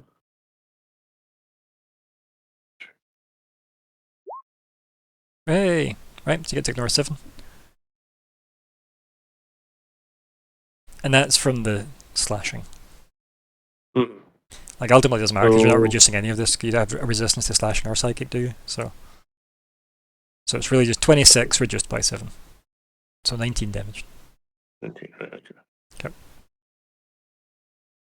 Still pretty it's rough. Yeah, it is, to be fair. What I'll do as well is I'll pip your red because you've used your reaction. That's generally what I save red for, by the way, is when they use like... So that's this turn then? Yeah, on the start of your next turn, you'll get it back, right? Yeah. Yep. Yeah. It's kind of like your out of action economy, if that makes sense. It's a strange one, but yeah. Okay, so also, who's got inspiration? Did somebody get inspiration? Me. Did that happen? Yeah, that happened, yeah. I mean... My best friend Scud. Yeah, I'll go approve all that. Just done. Cool. It's just trying to track combat and explain things and look at Twitch chat is a bit of a multitasking nightmare. Right. Yeah. Do I have anything else I'm doing? That was 2 attacks. No, I think I'm good there. Yeah, I'm good there. Fleabag. I'm going to go on a wild guess that the sneaking was ineffective. I mean, you're up a bear tree. So I'm going to climb back down the tree to here. Okay. Hold on. I would, yeah, I would. Or you could just fall for a d6 damage. It's up to you. Then I do have to be prone. Yay! Climbing. Okay. Just like all my mates crawling down as well. Yep. I like to think they're just like glitched out graphically though, because they're just mid-air. Because they don't interact with branches and stuff. That's funnier in my head. And yet people still target them. Like, yeah. It's dumb. Please carry on. So then I'm going to Green Flame Blade him. Okay, yeah. Hey! A 23. That's how it's done, Eltrys. This 3-foot I was going to do my next grandmaster. time. Yeah, cool. You just take his spell off him, yeah. Yeah. I nearly used the phrase "you could touch swords to let yours catch fire," and I thought, no, it's a terrible phrase to use. Yep. But that's what I wanted to do. Yeah, that does hit, by the way. And using sneak attack because they're standing next to them. Yeah.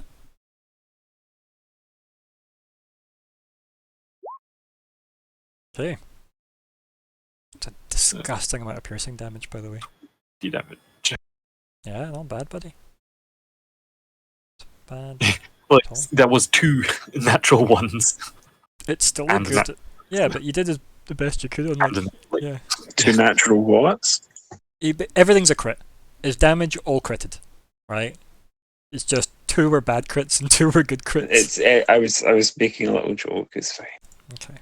Well, I'm just literally answering the question I heard. What's the total? 20. Then I will.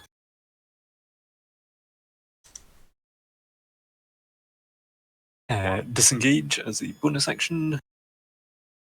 Disengage the simulator. Okay, yeah. And just go like. Yep. Okay. Wait, I need to. That was 10. I mean, there's also climbing down, so you're Yeah, already fair. 10 short. Yeah. So it's That doesn't quite. so it's 20 to there, and then yeah, you can get to like there, right? 30, do you know? Movement. Do you know? 35. Okay, so if it's 20 to there, you can get. Aye, you did it right. Sorry, my brain can't do maths. So. Okay. Well, I'm. You are where you are. Don't worry. Anything else? Bonus action. No, that should be it. You've used Nimble Escape as your bonus action, so that was you. Yep, exactly. Good, cool, perfect. Dum dum dum dum. Eltrys. Will escape from Hellview. Hello. Also, we never put your rage in. Why do we never do that, Eltrys? Why do Do you what? never remind me to put your rage in? Oh, yeah. Sorry.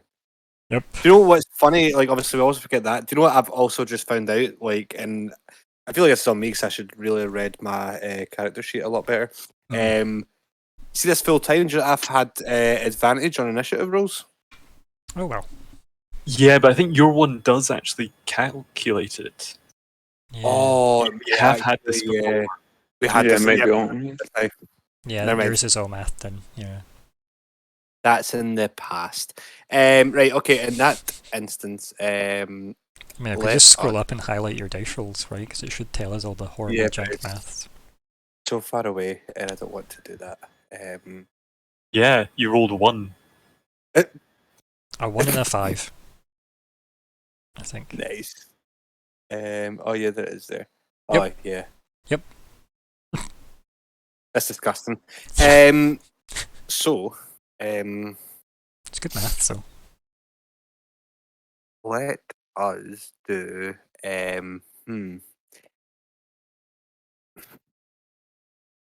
So let's do my sea order first again, right? Just as a Bonus always action. do. Okay. Mhm. Okay. So, gonna paste it in. Just your. Yeah. So, it's a deck save this one, yeah? Yeah. Dex save DC 14. Done. So, is it half damage on this successful? It is, Yeah, yep. So, roll. Yeah. Roll your d6. 6. Hey! Still damage. So would that just be 1 damage Yeah. again? Yeah. Mhm. Cool. Okay, cool. Still damage, though. And- Still damage. Yeah, it's something into it. And then I'll go with my greatsword, but can I use that little inspiration thing from the chat? Yeah. Yeah. So does that basically means that I get advantage on it Yeah. when I'm doing my roll? Yeah. Mhm. Cool. So I'm going to click it. Okay, that hits. Perfecto. And then wabam. Bam!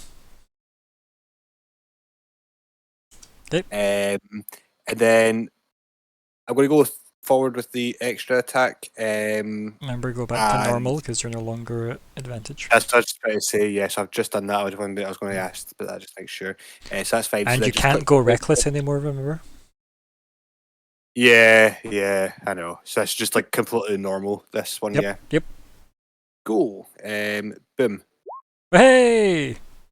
Oh, Look at that's really that. good, eh? That's pretty good. It hits. Yeah. And then boom. Nice.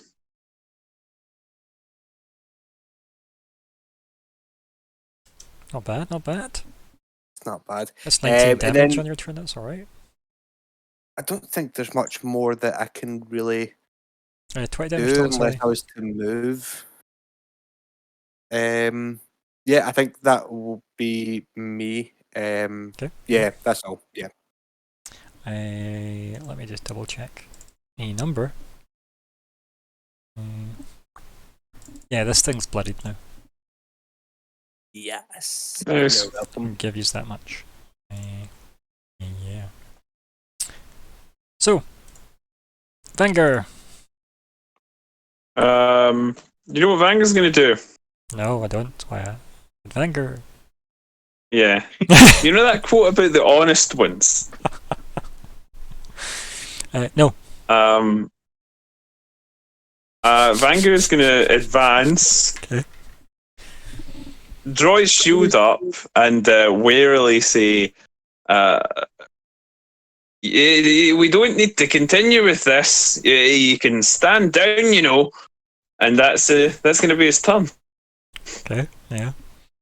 You're going to try and do that in Broken Gith? Because if you do, I'll give you a performance roll. I don't know Gith, do I? You don't know Gith, which is why I said Broken Gith. Because you did spend time with Gith, I will remember? try a performance roll. I am happy to try it, yeah. My performance is not good because it's Ka, but I will try it. Yeah, I think it's reasonable from the backstory we have, right? Wish me luck, guys. It's alright. That was pretty good. Yeah. You could probably feel like you got a lot of the, the hard consonants of the Gith language, right? It probably darts its eyes to you, suspiciously, because you can speak its language, right? Yeah, why does he know this? Yeah, that is probably something. It doesn't look like it's relenting, given that it's up against, your bruisers. And a swarm of rats. So, yeah. And the fact that you've just walked up and put a shield on. But it definitely is a... Yeah. Roll... What are you going to try and say that is? It's not an intimidate, really, is it? Not really. No. Yeah, it is a persuasion. Do you want to roll that now? Because I can say you can justifiably do that now, yeah, totally. Yep. Let's see. It's not so good. No, but I feel like that does convey pretty much what I described up until the roll, right? I guess reaction. Mostly it's suspicion as to how you can speak its tongue. But the fact that it knows you can speak its tongue, even enough to get by on with that, because you probably picked up some, right? Enough to state enough terms. Yeah, I think that's fair. Yeah. As I said, you spent some time with the Zerai, so I feel like that's fair. Yeah. Even if it's not on the sheet. Right. Anything else? So, moved, you've used your action to get your shield on. Do you want to pip yourself with the wee shield token Toten has as well? Oh, it says no, you're wearing it at least. 1 sec. I thought we were using that for the shield spell. Well, we will be as well. It just means you're enshielded.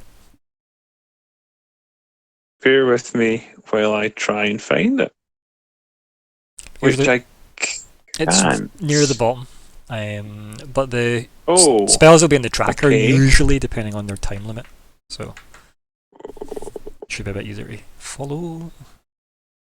With this, I can't see the one that Thoden has on him. I see a different shield. I really cannot see that. I'm sorry, my eyes are maybe failing me. Oh no, there it is. There we go. I was gonna say it's near a web and a flag. Okay. I got it. Or a net, I guess. There we go. If that's you, we will. Yeah. Thoden the clock. I'm going to use a spell. Okay. What are you going to use? I'm going to use Gust of Wind. Okay. Do you want to put it in the chat for us? Yeah. Okay. Just to be... Right, so a line of strong wind, 60 feet long and 10 feet wide, blasts from you. This is going to be fun. Of course. In direction. Wouldn't be my turn if it wasn't. Mm-hmm. Saving throw, push 10 feet. Any creature in the line must spend 2 feet of movement for every movement, that's fine. Disperse gas vapor, extinguish candles, torches, similar and protected flame. Extinguish, bonus action, and each of your turns for ends, and you can change the direction of the line. Okay, right. So do you want to mark off a level 2 spell for me? Yep. And then I'll add in this, so... I love that spell. So it is good. So fun. And be gone! Gust of wind, I got 10. But like, knowing you can clear gas and things is actually quite cool. Right, where are we here? So I need to make... Are you aiming it at that guy? Yes. Okay. But like, yeah. Mm-hmm. Yeah. Well, obviously, because that's what's in front of me. Yeah. Okay. So in this general direction. That's not a general direction. That's multiple directions. It's a line. So draw me a line. Okay. Right. Perfect. So. Eltrys, I'm sorry if I touch you. It will hit him because it's from you. My bad. Wait, what? Yeah. It can't. It's only a push. It's 10 feet wide from him. So it goes. I think it's 5 that way and 5 that way. It'll go. If it's a 10 wide line from you. Yeah, that makes sense. So it'll be like these, like that line. Yeah. Like It's like that, but like double the length basically. Because it's only. Right. Yeah. So that's how it kind of works. So it does hit Eltrys. My bad. Sorry, there's no damage. And it goes. I will be 50 feet out of the way. So that's fine. Right, so in that case, yeah, we'll have Eltrys' roll first, because I think, based on my random arbitrary ordering system, he's first. So, can you give me a strength roll, please? A saving throw, as this is. Okay. Strength saving throw, yeah. Oh. Boom. Hey! And you were worried. You got 10... I just saw that I had like a 6 in it, and I was like, oh. You're a barbarian, buddy. Yup. Okay. I bet your hair blows in the wind, like. I look like a supermodel. Just being majestic as fuck. You're probably bracing yourself for the sleet to hit you. That's probably what's happening. Right, strength saving throw. Here we go. Yeah! Not as impressively as Eltrys. Like the idea that maybe this guy has to dig his sword into the ground just to get a bit more purchase. Yeah. Still useful because he has to use more movement to try and get round, Yeah. So does Eltrys. I guess Yeah. So, anything else now that we've got that on the go? Because that's fun. Pip yourself with concentration, buddy, and unpip the reaction. 2 seconds. Concentration is the thinking man. He's devoid of colour. The thinking man's status effect. There you go. Quite like it's a legume seed. Is the component of that as well. Makes you gassy. That's funny. What are peanuts are a legume? I'm sure. I produce a pod with seeds inside. Yeah, peanuts. So lentils, peas, chickpeas, beans, soybeans, and peanuts. Yep. Mm-hmm.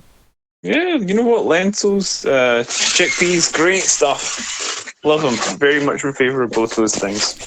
Right. I'm gonna assume there's no bonus actions or anything else you want to do, buddy.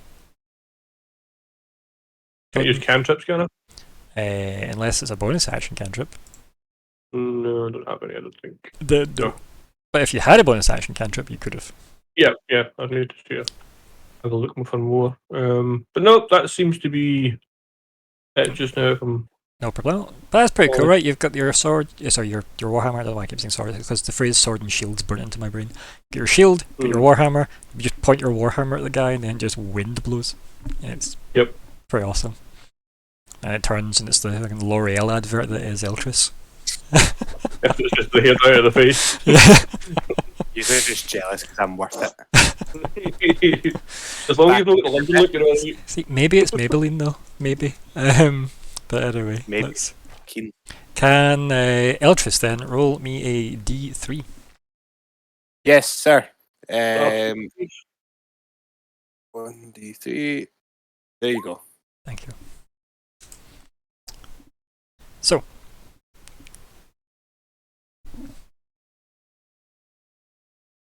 Dun, da, da, da. So this person wonderful as they are with their suspicious eyes.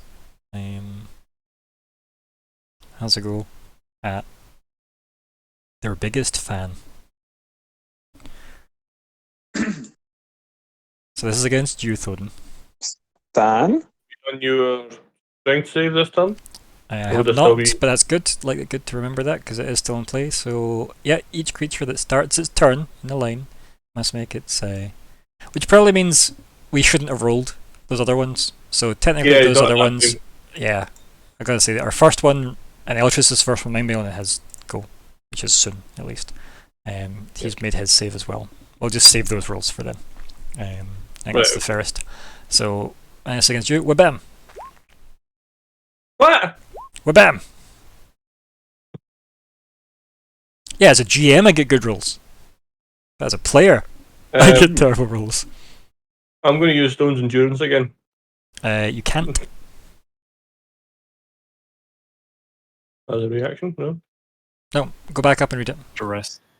So, paste it in and read the bottom of it. Okay. Yep, it's the very bottom part. You only get one. Yeah. Okay, alright. But see, on anything that it will cover the whole damage of, it's always worth using early anyway, because you're going to get the most use out of it, because another hit might take you out entirely. So. Yeah, I'm dead. Nope, it's not true. You're dying. I can fix that. So, you have how much damage is going in? 25. Okay. So yeah, I will have so you just zero out. Okay, and then change the pips that are on you. You can leave the shield on because that's strapped to your arm. Aye. So wind goes away. That beautiful Maybelline moment we had, and the L'Oreal technically doesn't happen, I guess. Now, pip yourself with the skull and crossbones. It's the first. There we go. I've got. Too much. There we go. Oh. That's okay. There we go. There we go. Right, it's fine. And yeah, the shield. It's how it goes, though, right? This is what we do. The gust of wind thing looked cool, right? It does look cool. The idea of just blowing a person away is funny to me. And you're like, no, leave me alone. It's funny. That's what I was trying to do, so then try and get some heals in, but obviously that didn't work. Sadly not. Not this time. But luckily, you're not the only person with healing powers in the party. Yes. Mm-hmm. Yeah. So, that is... Their second attack is going to go on Eltrys, because he's there. Before you do a second attack on me. Nope. Sorry. Okay. What were you going to say? Oh no. I totally forgot about my danger sense thing that I have. Could that come into play at all here? No. No. Okay. That's fine. Probably at the start before he showed up, like when he showed up. But no. There was no like spell effect or saving throw he was under. Okay. So danger sense is like, it's like Spidey sense for traps, not sword swings. Be nice if it worked that well. Okay. 12 plus 8, so that's 20. Sorry. And then that becomes 10. 10. Oh no, we don't do it that way for him. Remember, he's got resistances. So And that's 10 then slashing. 36. Yeah. So 36 altogether. Yes. Nice. Do you look blooded, perchance? I may perhaps be.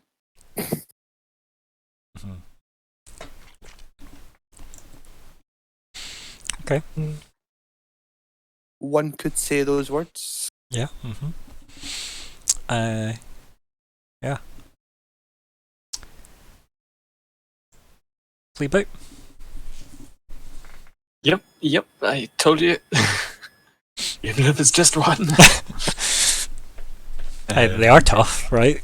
Like, there's a reason they've been hunting and doing well. I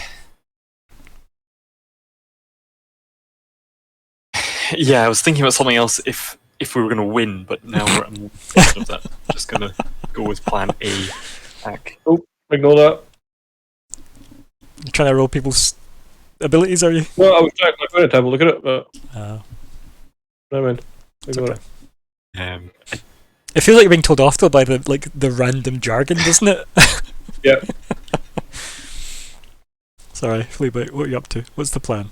How do you save the day? And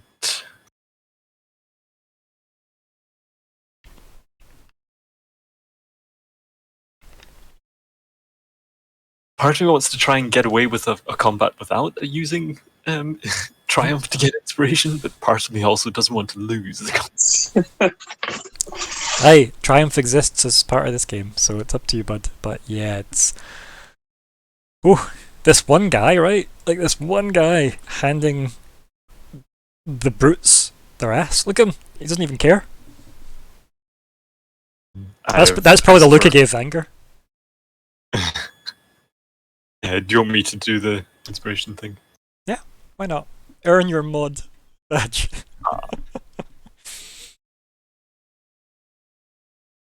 And then I will flame him. Yeah. Yes, and then I'll use the Triumph to buy the inspiration. I'll use the inspiration to get advantage. That's the way of saying it out loud. Yep.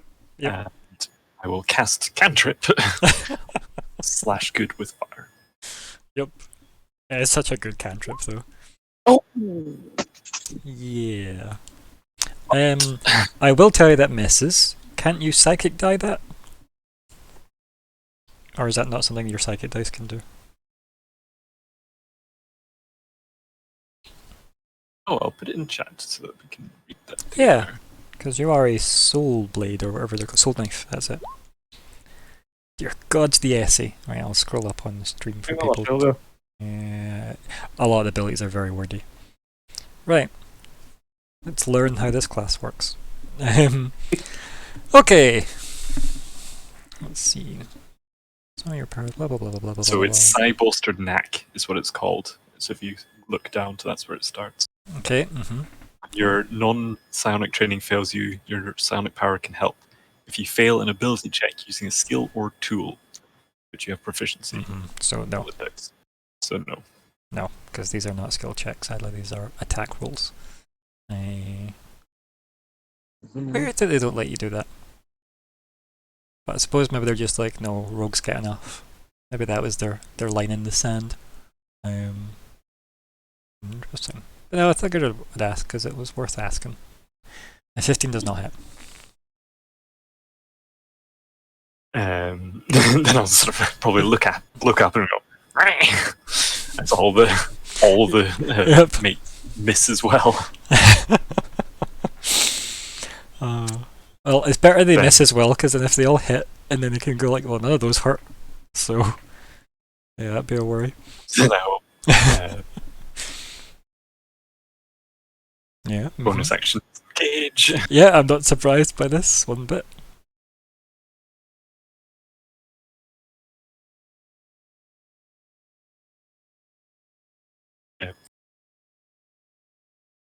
I think I'm gonna go there. Stand next to Vanger. Okay, yeah, Vanger's the new Cognac, I get you.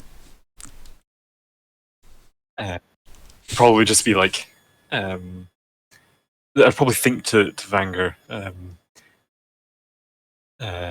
try give big hits, maybe?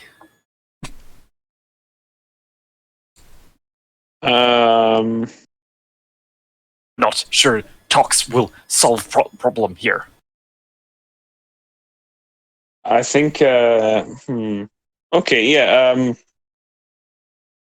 how am I going to phrase it though? I think I'll get a friend back up first. And he sort of nods towards the downed Thoden. Yeah, but yeah, he does agree with that sentiment. There's a look on Fleabite's face. Probably like, Yeah, I was expecting you to prioritize that. Don't worry. Anything else, Fleabite? Yeah, it's definitely action move bonus. What like giving someone something is an action, isn't it? The help action is an action. Yeah. Meaning, just if I wanted to give Vanger something, would that be what you give them? I was thinking giving him some gems just in case, but I think that would be like an action. Yeah, like rummaging around your bag and stuff like that, yeah. If it's not on easily accessible, sheaths, then yeah. On your belt. Yeah, so... Annoyingly, I did leave it in the bag. Yeah.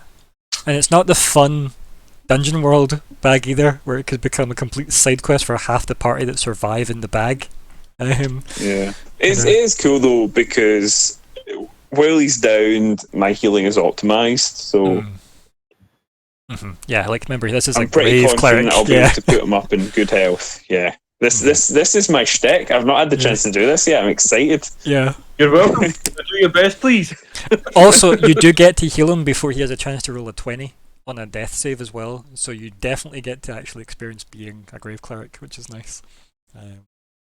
It would just be typical that he'd go first and then get his nat 20. That means, by the way, on your death save, you just get to like take your turn as normal with 1 health, which is nice.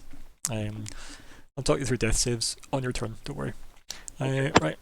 Eltrys, your Goliath buddies just went down. I guess I see that, yeah. And you've been swiped quite a few times by your green elf friend. And so you're probably getting by memories of your fallen comrades as well. I'll begin by Shake. laughing. Okay. No, I'm joking. Shake. Yeah. Yep. Listen to that other Two day, actually. very different, very good songs. Right, okay, let's think.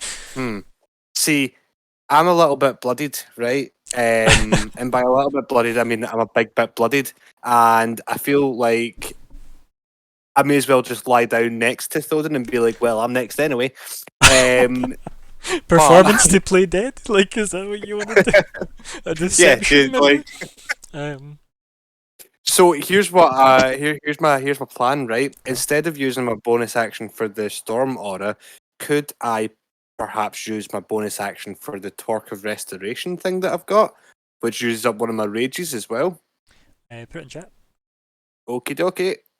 Coming at you in a few seconds. It will be Just a thought. Can you just do dodging? That was a bonus action. So no, but I mean, that's 2 seconds. You haven't used your action yet, right? Oh, he's thinking about what he's doing on his turn though. So this armband of woven gold can be used once per day as a bonus action to remove a condition currently afflicting you, or else heal you. Yeah, you could use that. Yeah, as a bonus action. Okay. Now, before I do anything, right, this is what I'm thinking. I'm going to. So obviously, normally I use my storm aura for the bonus action. Okay. Yeah. So what I'm thinking is health's better than 1 damage. You're right. Yeah. Exactly. That's all I've been rolling on it anyway. So it's better that I get some health and he loses 1. Okay. I'm thinking 2 seconds. Sorry, what am I thinking of? I don't know. So do you want to use the torque?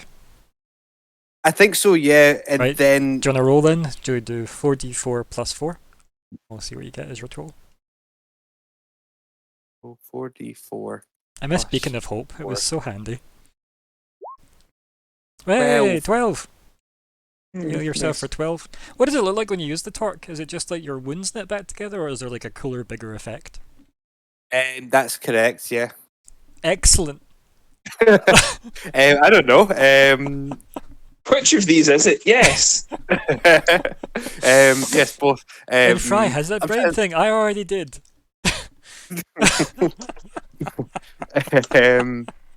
I don't know. Like, probably the first one. Because it's just like a wee kind of armband type thing, isn't it? It's on my arm.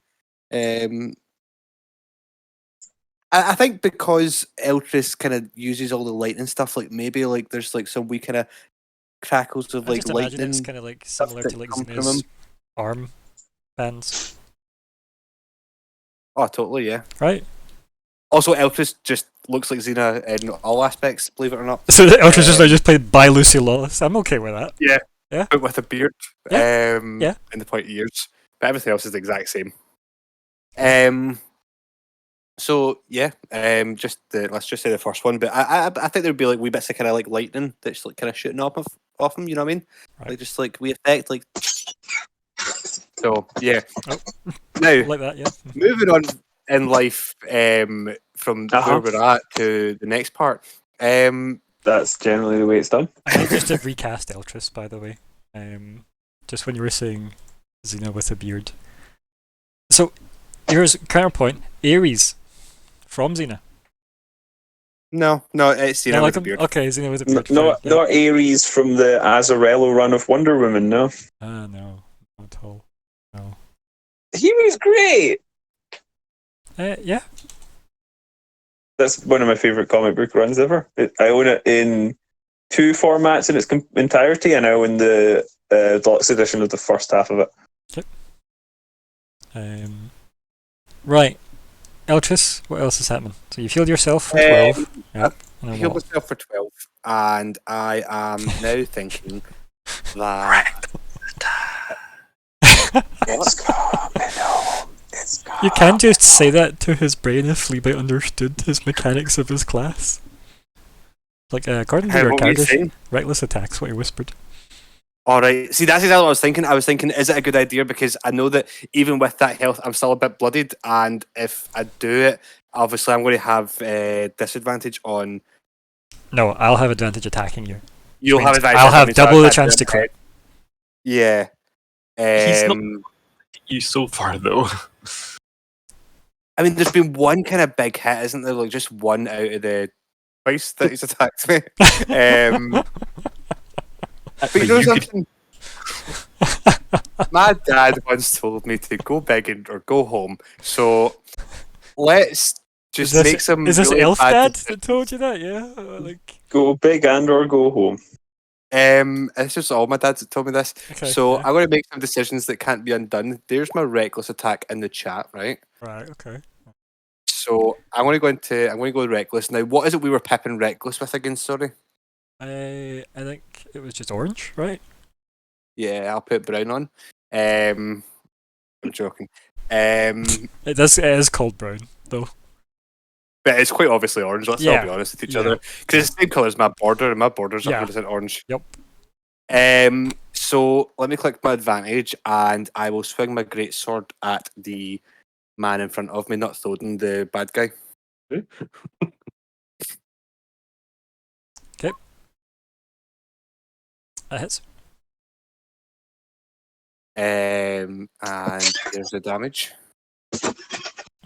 Okay. And then Ryan. Okay, Thomas. I would like to do my extra attack next, if that's okay. Don't go all fail on me and use my true name. Fuck you. Shit, I'm so sorry. There's my extra attack. Boom. Yeah, it hits. And here's the damage for it, Victor. There you go. Not as good as the last one, but still something. Yeah, still something. And that's it. I've used my bonus action. If it makes you feel better, it still looks bloodied. Okay. It didn't. That's more bloodied than it was before. I don't know if there is a term more bloodied. There's bloodied and not bloodied. So. Okay. It is still bloodied. Didn't somehow heal through all that. Well, I'm totally bled. Yes. I've bloodied out. Blabbed. He has bloodied out, yeah. Right? You, bud? Yeah. Mm-hmm. Yep. That is me, yeah. Okay. Vanguar. Yeah, so I think you know more or less what Vanguard's going to do, right? Was it pss, pss, pss, the cat? No. Okay. I'm going to move here. Okay, yeah. Mm-hmm. A strong move. And I'm going to cast. What level should I cast it at? Kamehameha. I can give. If I go. What are you thinking? Level what 4 spell? would be 48, right? Oh, is this 48. Cure Wounds? Then? That's pretty Yep. good, right? Mm-hmm. Yeah, it's alright. Solid, yeah. So it'd be 32 plus my 3, so it'd be 35. It's alright. Yeah, it's a solid health. Mm-hmm. So I'm just going to push it through just so that it's clear I've cast it. Okay. Let me remove level 4 slot, and that is obviously on Yeah. Thoden. Thank you. Yeah. So you just add the total of that, whatever that number is. What's that? 23. Yeah. So it wouldn't actually be this because he's downed. What do you mean? It'll be its maximum possible. Right. Okay. So, do you want to paste that in? Hold on. Just hold on. I'll link the thing in Perfect. chat just so it's. Yeah, I forgot we spoke about this. You thought you were a grave cleric. This is your thing. Highest possible number in each dice. So that would be 4d8. Is 32 plus 3. It's so 35. good. It's basically So gain beacon of 35 hope health. when you're at your worst moment, isn't it? Mhm. It's glorious. It's also like it's from first Spare level. the Dying from It's 30 good. yards is great. Yeah, no, honestly, like 30 feet. Yeah, it's a solid one. 30 yards would be better. 30 feet. 90 feet Spare the Dying would be just glorious. But yeah, thank you. So what does that mean for me? What does that mean for It you? means you regain 35 health. 35. Yeah, that's what you get. So you're not back on your feet yet, but you will be. Yeah, you're When you technically get on your up. ass. Yeah, technically I should have told you to put the boot on as well, which I didn't, but I'll do that for you now. It just means you're prone. That's all. Give them the boot, the roots, the radicals. You can get rid of the skull and crossbones though, because you're no longer dying, which is nice. Dying just means that if it was now your turn, you just roll a d20, and then any other bonuses to saving throws that other people give you, because sometimes paladins grant that type of shit and whatnot, but various other bonuses that come into effect. But it's just a d20. If you get 10 or higher, you get a success. If you get lower than a 10, it's a fail. If you get a crit 1, it's 2 fails. And if you get a crit 20, you get 1 health, and you get to take your turn as normal. That's it. They're fairly straightforward stuff. If you get attacked during the course of that, though, you will take guaranteed fails automatically, which is bad. And if somebody, I think it's maybe even 2 fails if you get attacked automatically. I'm back. It's pretty. I have dropped out of this a couple of times. I'm not sure why. It's okay. I know it's not part of I'm it. back. But yeah, so if somebody attacks you when you're down, that's very bad and never let it happen, by the way. So just FYI. Can't exactly stop it. Well, do you know, I once played a class in 4th edition, right? That when I died, a big spectral dragon protected my corpse until I got back on my feet. So do you know what? Sometimes you can take options, right? My class had that. You should look into it. Also, it's not an option. Sorry. What class was that? That was the Epic Destiny of Draconic Incarnation. And it would just stand over Well, my that's corpse and fancy. protect me. It was fucking awesome. It's because you get 3 classes in 4th ed. You get your Heroic, your Paragon Path, and then your Epic Destiny. It's glorious. Alright, yeah. Because it's a 30 levels, isn't it? But anyway, back in this moment. Anything else, Vanger? That was your action? No. You know what? Before I finish up my turn, I will look over from where I'm sort of laying hands, not literally because that's a paladin thing, on Thoden, and I will say to the thing again in broken Gith. Damn it, stand down. But in Gith. Yeah. Okay. Do you want to roll performance Is for me? that worth another roll? It is, yeah. Until you had the language on your sheet, yeah. But it's not a good roll. That's okay. I think it's also just the phrase, damn it, stand down is maybe a harder translate, but yeah. It's okay. So it works. It gives you the same look. We know the look, it's this look. It's so fucking less safe. He's not in good shape either. He should really listen no, to me. he's not. He's not in good shape at all. But he's definitely got that look. Since that's his token art and that's all he gets. The look of love. Right. So that is my turn. Not moving anymore. No.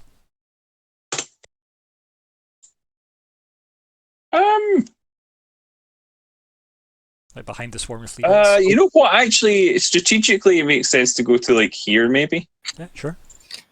No, I think you mean Shut up. Fine. Yep. Don't you sell me this bullshit. Let me just go back and share the Fleabite image that I'm so fond of now.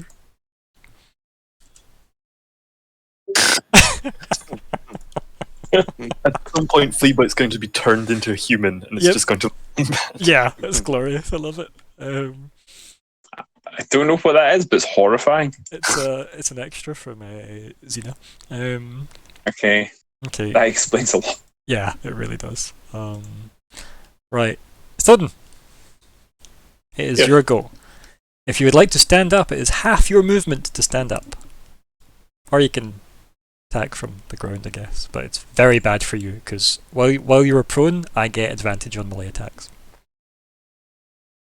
But ranged attacks have disadvantage, though.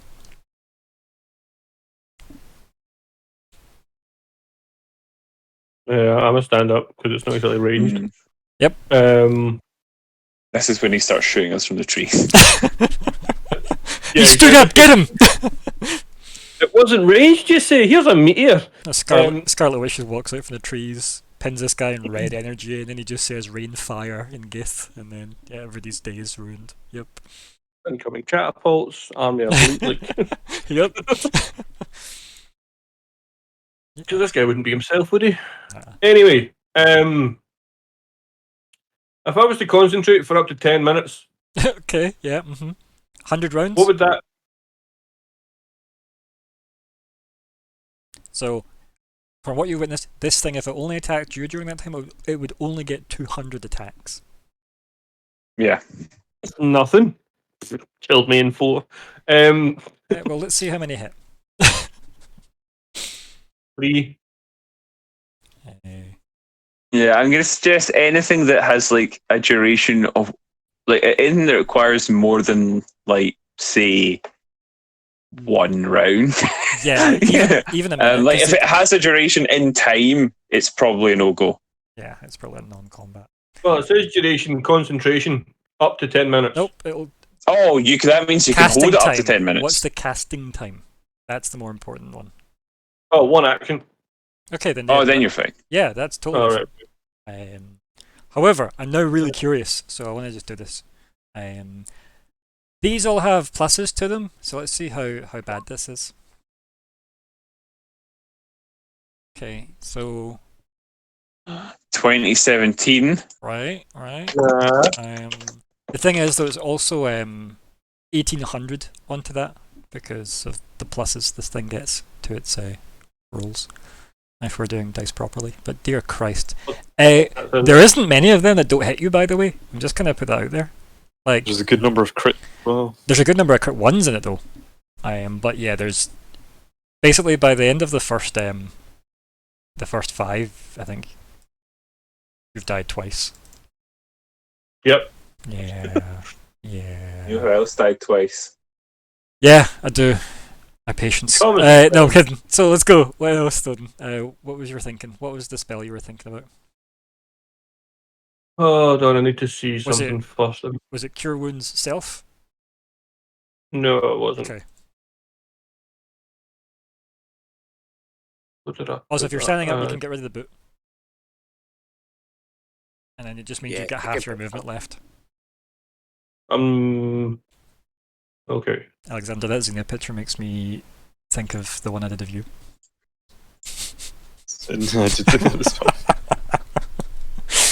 Oh, the memories. What Xena picture? Yeah. I want to see a picture. Chris. Yeah, true that. Well, I Eltrys'd up Alexander once. Everybody needs to be Eltrys'd up once in their lives. Oofed. Oh. Wait, what? Oh dear. Right. So that's more action. Can you? As I move, can I jump backwards to stand up? What did you mean by that? Like, so if I'm standing up, I jump to, like, here? Yeah, I'll get a free attack on you.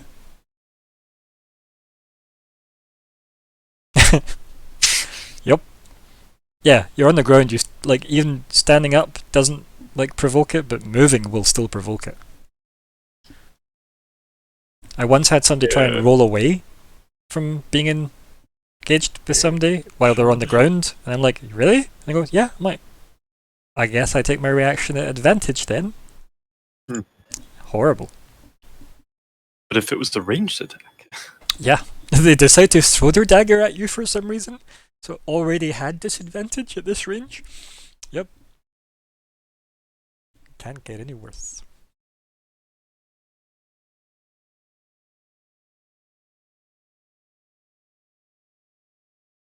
Also, that last picture I showed is Zeus and Hera, by the way, from Xena, and I don't think they were at all subtle with how evil Hera is supposed to be in that.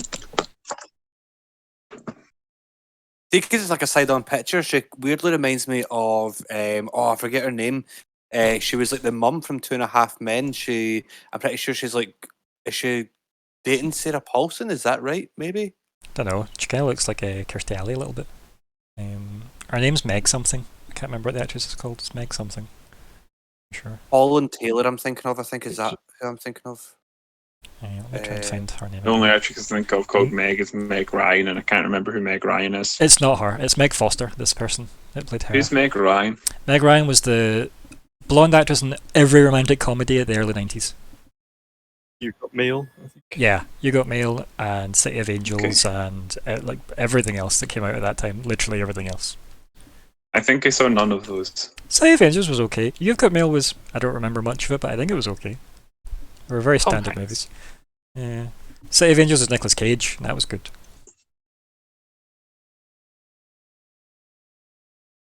I don't recognise that woman that's with Sarah Paulson. That's Sarah Paulson's girlfriend or wife, maybe now. I don't know. Girl wife. Or girl wife. That sounds bad. She's in. Did you watch the new Bill and Ted? Nope. No. She's like Kristen Schall's mother in that, but she was the mum from 2.5 Men. Holland Taylor. Yeah. She was also in George of the Jungle. Who was in George of the Jungle? Yeah. Like, she was Ursula's mum. It's this. I can recognise her better. People know this. I don't know how we know this. But hopefully this is buying Thoden time to work out what he's doing on his turn. So here we go. We've got a this picture makes me recognise her. See if I have. Yeah. She's old. That's a bit House of Can I Wax. action and then bonus action? You can do them in any order, depending on what you want to do. So talk me through what you want to do. Right. So. Yep. Can I cast? Well, probably not. I can't cast a leveled spell as a bonus action unless it says bonus action. Can't cast any spell as a bonus action unless it says bonus action. Doesn't matter what it is. Needs to be a bonus action spell to cast. So if I was to cast one spell that was just one action, could I then cast one bonus action? No. What is the spells in your head? What do you want to cast? One, you have Spirit Guardians. Right. Does it have a... No, because that is a leveled spell. It needs to be a cantrip as an action, and a leveled spell as a bonus action. Or vice versa, right?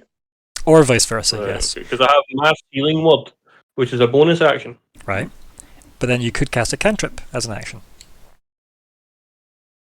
Or you could just attack.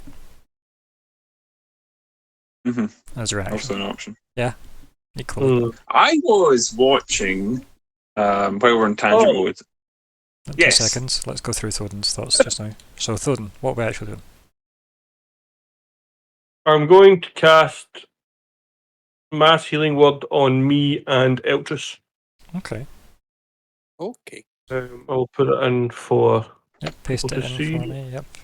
You'll need to paste it in, because obviously if you click it, it'll do the actual healing. Cancel. So you do the speech bubble. Cancel.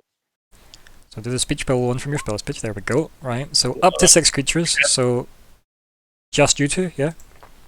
Well, nobody else needs healed now, as far as I'm aware. I could use some healing. Yeah, heal that nice guy in front of.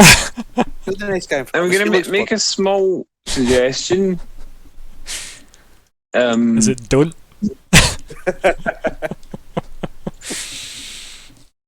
Yeah. I mean, there's really. So the only thing I would say, there's not much reason not to use it. Right, so there's no reason not to use it because it will heal the two of you, but you could do more with a level 3 slot with one target. Right? So Thoden, that's what you need to consider. So this is a D4 plus your spellcasting mod.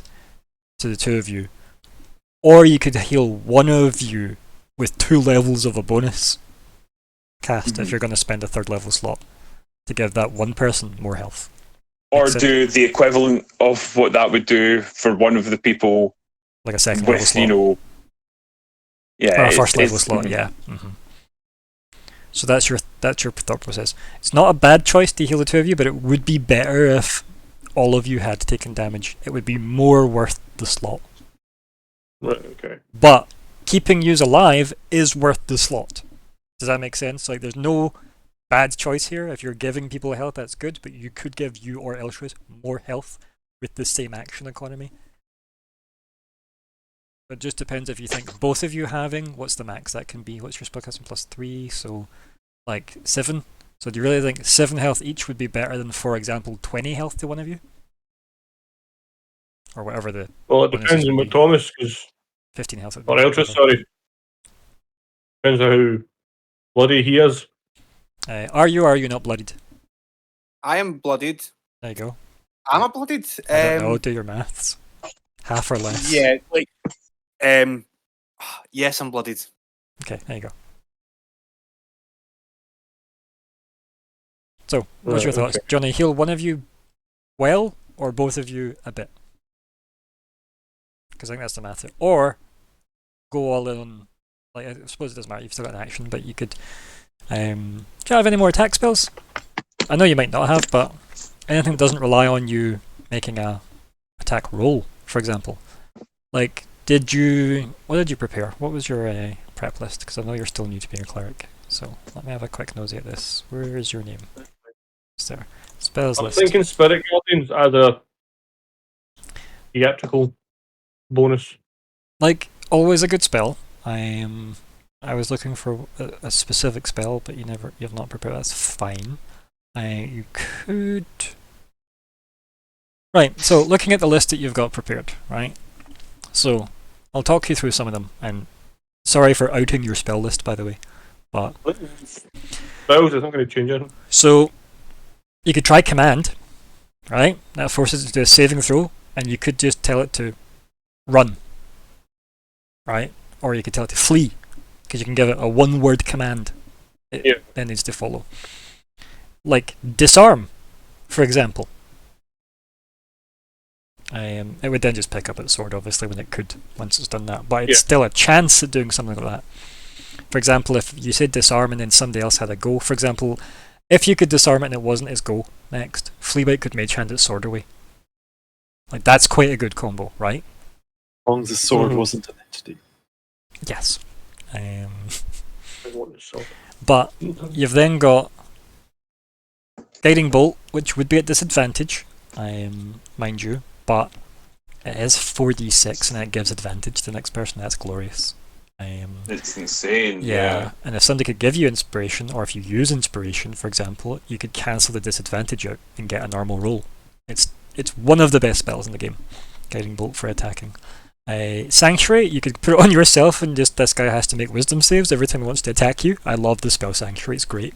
It's the best escort quest spell ever, because you put it on the person you look to protect, and people have to make saves to want to attack them. So that's glorious. Healing Word, if you upcast that to 3rd level instead of Mass Healing Word, you could heal one person for more, which is good. Speaking of your level 2 spells, Spirit Weapon gives another set of damage potential into the fight, which is good. It's also not concentration, and I think it is a bonus action to cast, which is glorious. Like Spiritual Weapon, is a great spell. Beacon of Hope improves everybody's healing, as you know. That's an amazing spell. Yep, we've been there. Yep. What else we got? Call Lightning's pretty big. Gotta love Call Lightning. I've kind of ignored your things, but Shatter, Call Lightning, Thunderwave, Fog Cloud's not that useful, but Thunderwave, Shatter, both good options. Call Lightning's great. Mass Healing Word is still good, it's still an option. Spirit Guardians is good, but I feel like things like Shatter are immediately better. I feel like Spirit Guardians is better if you're surrounded, which you are not. You're just in peril. The Control Water isn't that useful here. Ice Storm I don't know enough about it to say it's useful here, but it's a level 4 spell, so it's useful somewhere. Stone Shape isn't that useful here. But there's my review of your spell list so far. So, if I'm honest, Shatter is a good spell to use if you want to go on the offensive right now for a level 2 slot. You could upcast it to your last level 4 slot as well, and that would be crazy. Or a bigger heal on one person is what I'd say. And if you put it on you as the healer, you'll be around to help other people out. Also, have you really used 3 level 1 spells already this fight? Oh, don't worry about it. I'm reading your screenshot. That's dumb. Ignore the last part. We'll edit it in post. So, what's your thoughts on that? As I said, if you're gonna, I think offensively, it's Shatter is your best bet, and defensively, it's Healing Word on one person, upcast, probably with 4th level.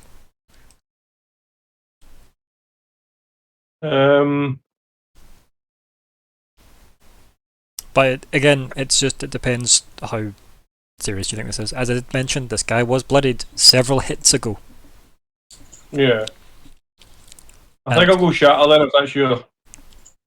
The reason why I'm saying it, can you see why I'm saying it? Put it in chat, right? Put the description in chat. I'm let you paste it with the same. Yep. So, can you see how it's a saving throw spell, which is why I'm suggesting it, because it's not subject to an attack roll, which means there's no disadvantage.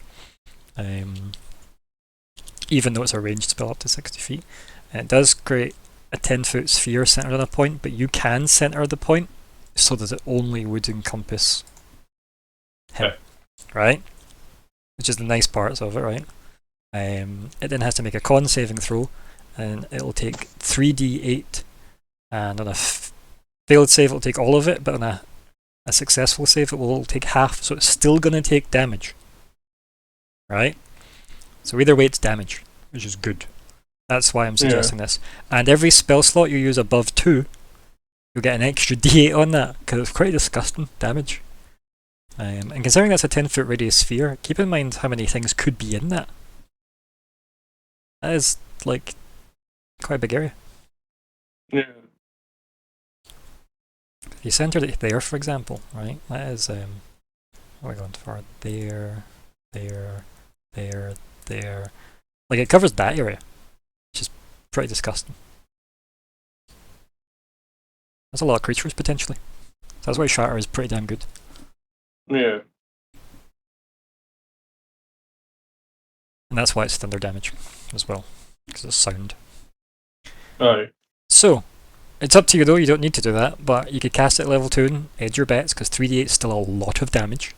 But obviously if you bumped it up to 4, it's 5d8 damage, which is hard to ignore how good and tasty that is. That's a bit tasty. But then it depends obviously like how you feel about your spell slot management, etc., and if you feel like you're going to fight other things on this particular day before your long rest, and everything else that comes up, obviously. It's up to you to manage your spell slots. So, but you haven't exactly used many. Yeah. Slash. No, that's 10 anyway. Yeah. Right, okay. I used Gust of Wind, sorry. Okay, yep. What level? 4. Nice. Just to... Where are you placing it? Yes. In an area enough that it'll hit that and no one else, because I think the party will get sick of me hitting them with my spells. So... Friendly. 1, 2... Okay, it could go as close as that in him. It doesn't hit Eltrys, as far as I've... Yeah. Yep. Should be fine. Happy with that? Do that then. Yep, cool. It doesn't stay, so I don't need to worry about marking it or anything like that. It just happens and then boom, kaboom. But it's literally just you cast big loud noise. Yeah. It's good. Right, do you want to click the button that now should do the... Excellent, so... It is... What is it? I'm rolling a DC 14 con save. Why is that DC 14 but the one above says DC 13? Because roll 20. Wait. I don't see DC 14. Look above con save. Oh no, actual, I do there. Yeah, that's weird. Yeah. Because the high level spell? No, that does nothing to it. On your actual sheet it says spell save DC 14. I wonder why that's different to the spell card. We'll have a quick nosy. Things gimped. Yeah. Let's just. At least the spell button gives me the right number. Which is fine, but I guess you all just need to learn how to calculate your spell save DCs. It's not a bad thing to know. Okay, I need to make a con save, that's what I need to make. Con save. Whole lot of fun. Bam! Oh, I don't. So I take 12 damage. Nice. Not bad, not bad. Yeah, it's 8 plus 4. See above it? You get the 8 from the roll, and then... Yep. Do you also want to write level 4? Just so we know it was cast at that level, because it helps you track slots retroactively. Yep, so everybody here's a massive boom. A boom. But not out to 300 feet this time. Yeah. Which is nice. Yeah. You can control myself on them. Yeah. Can you see how that was, like, tactically that made more sense than, like, wasting a third level slot to heal 2 people when you could use that third level slot to, like, say, heal 1 person much better. Because 7 health won't really necessarily do much for you guys in this situation. Yeah, you know. Yeah, we have a 23 and 25, yeah. Sort of. Yeah. What are you up to? What's the plan now? So that was an action to do that one. Bigger one, obviously. There's not much really I can do after that. That's fine. If that's true, we can say it's so. Yep. Okay. Right. So. This looks like someone's getting killing blow. Well, I'm going to do an attack on each of them, because one's granting advantage because they've went reckless, and the other one just hit me with a massive blast of sound. So, if nothing else, the Goliath has at least taken the 2 hits I was going to hit Eltrys with away from him entirely. So, this first one's against Eltrys, and it's got advantage. Webam.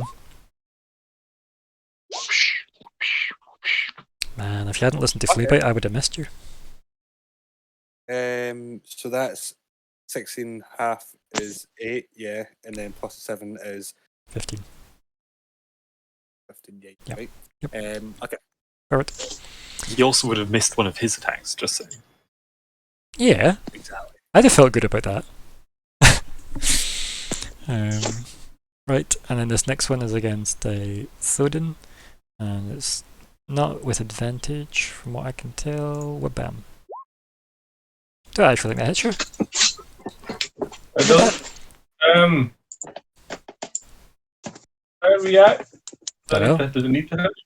I think it needs to hit. Okay. Do you want me to? That hit. I could hit if you want me to hit. No, okay, yeah. You can dance if you want to. Does Yep, remove? yep. It does say hit, yeah. I'll put it back in the chat. It's worth checking. Yeah. Hits you with an attack, yeah. I did not. Yeah. That's fine. It was still a good thing, a good outcome regardless. Yeah. Also, do you have like a tracker for these Wrath of the Storms? I haven't used Wrath yet. Yeah, but I've used Stones and Jewels, never used Wrath. my question stands, do you have a tracker on your sheet for it?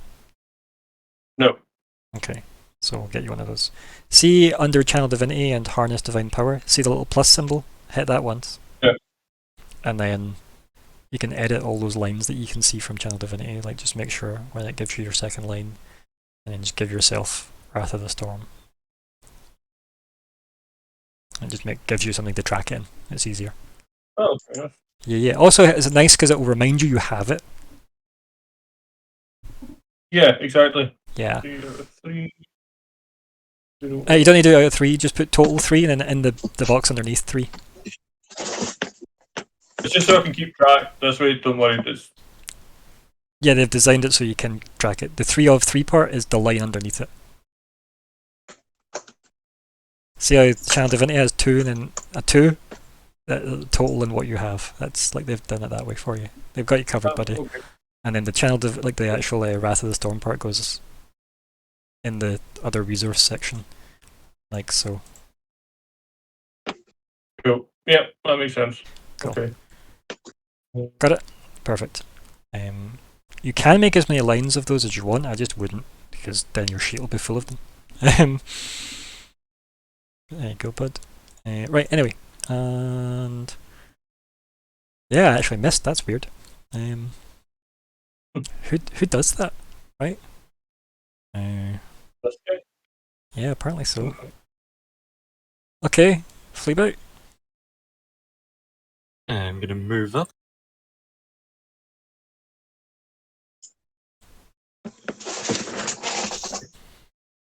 Okay. I am going to attack with my Green Flame Blade, and this time I am going to use AC. You need to get the number or overcome the number. Always meet the number. So an AC is just a fancy DC, right? And all DCs are the difficulty you have to achieve. So it's meet, never exceed. Yeah. So is that like with the Bon Scott era? No. Back in your box. I was thinking that. Clockwork Amulet. Okay. Yep. That wonderful thing you pilfered from a shop. That. So, yeah, it actually worked perfectly, but accidentally.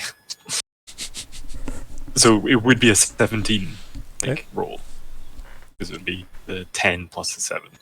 Okay, yeah. Mm-hmm. But just 1 in 20 into the right number. Okay. So I presume that's it? Nope, you miss. What? Yeah. Dang it.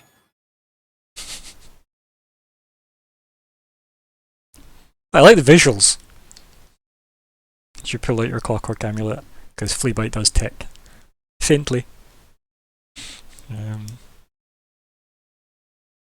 Yeah. Yep. Do you want to tell people the backstory of that item, or? I stole while Cognac, I think, was talking to a magic shop owner. Fleabite ran round the back of the building, picklocked his way in, and then opened a random box, picked up a random thing, and then ran away quickly. Very Skyrim.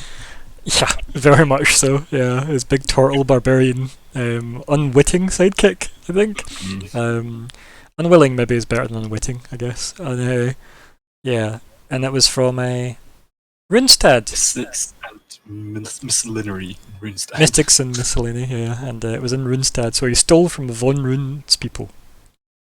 I stole from his people. I didn't steal from him, unlike the rest of my compatriots. But you did benefit from their theft, however. Only tangentially. Like I didn't take part in.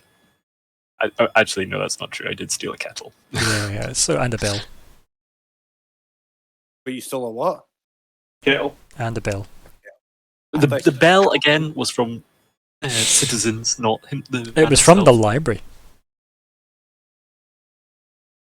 I presume that was hers. So you brought it to work with her, you know, as you do. Colin, I'm sure you bring a bell to the library. Quite often, well, we used to have them in libraries, not so much now. Moving back, you would yeah. Ding the bell to get the attention of the staff. Cool.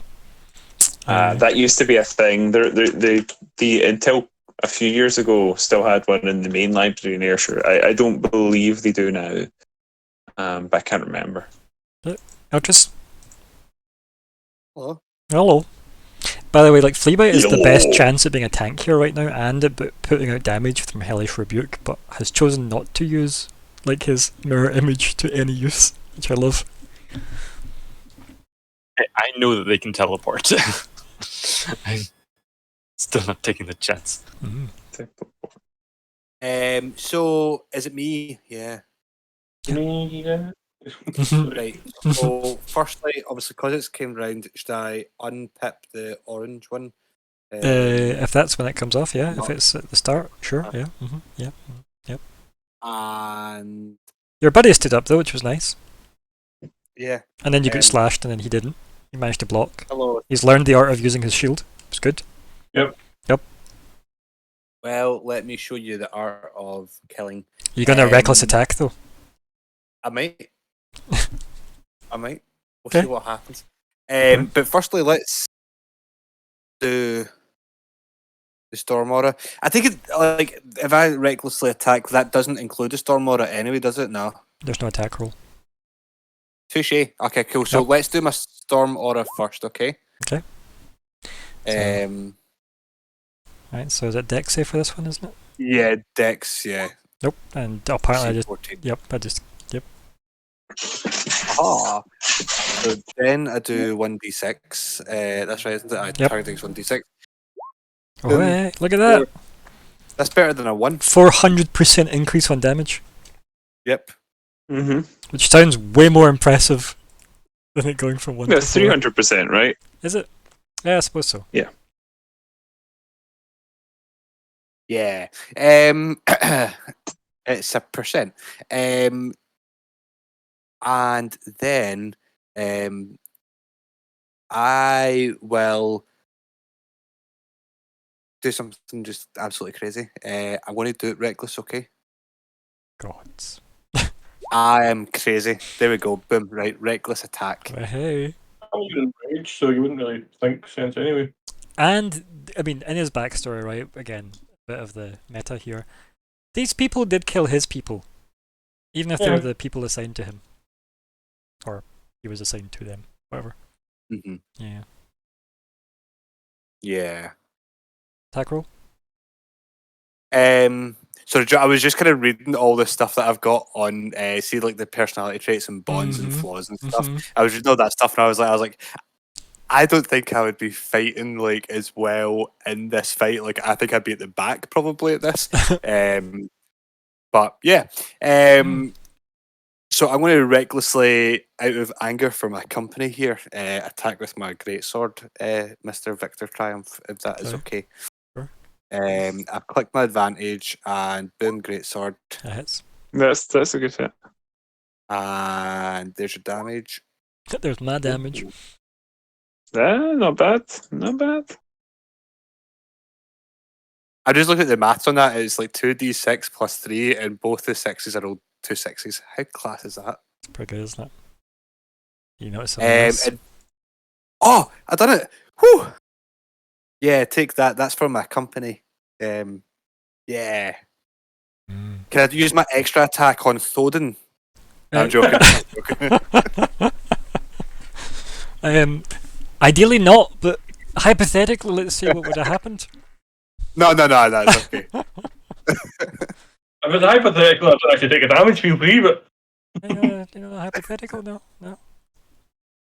I mean, do you want to do it hypothetically? No. Doesn't kill me, I thought particularly. Yeah. Yeah. That's what it said, yeah. Like, it's literally, you could find out if you would have hit him and then knocked him down, but like, it's up to you, buddy. You don't need to do it. It's... You know what? I click it just to see what happens, but I feel like you'll be like, oh, well, since it's in the chat, it happens. No, go for it. It's fine. Go for it. Wait, hypothetical in chat. I see it, I missed him. Yeah, you would have. You missed him. Yep. Look at that. The shield is working. Yep. Even without the shield, it's still in the hat. Yeah. Yeah, but in the fiction, Thoden. Yeah. Unless you shrug it off.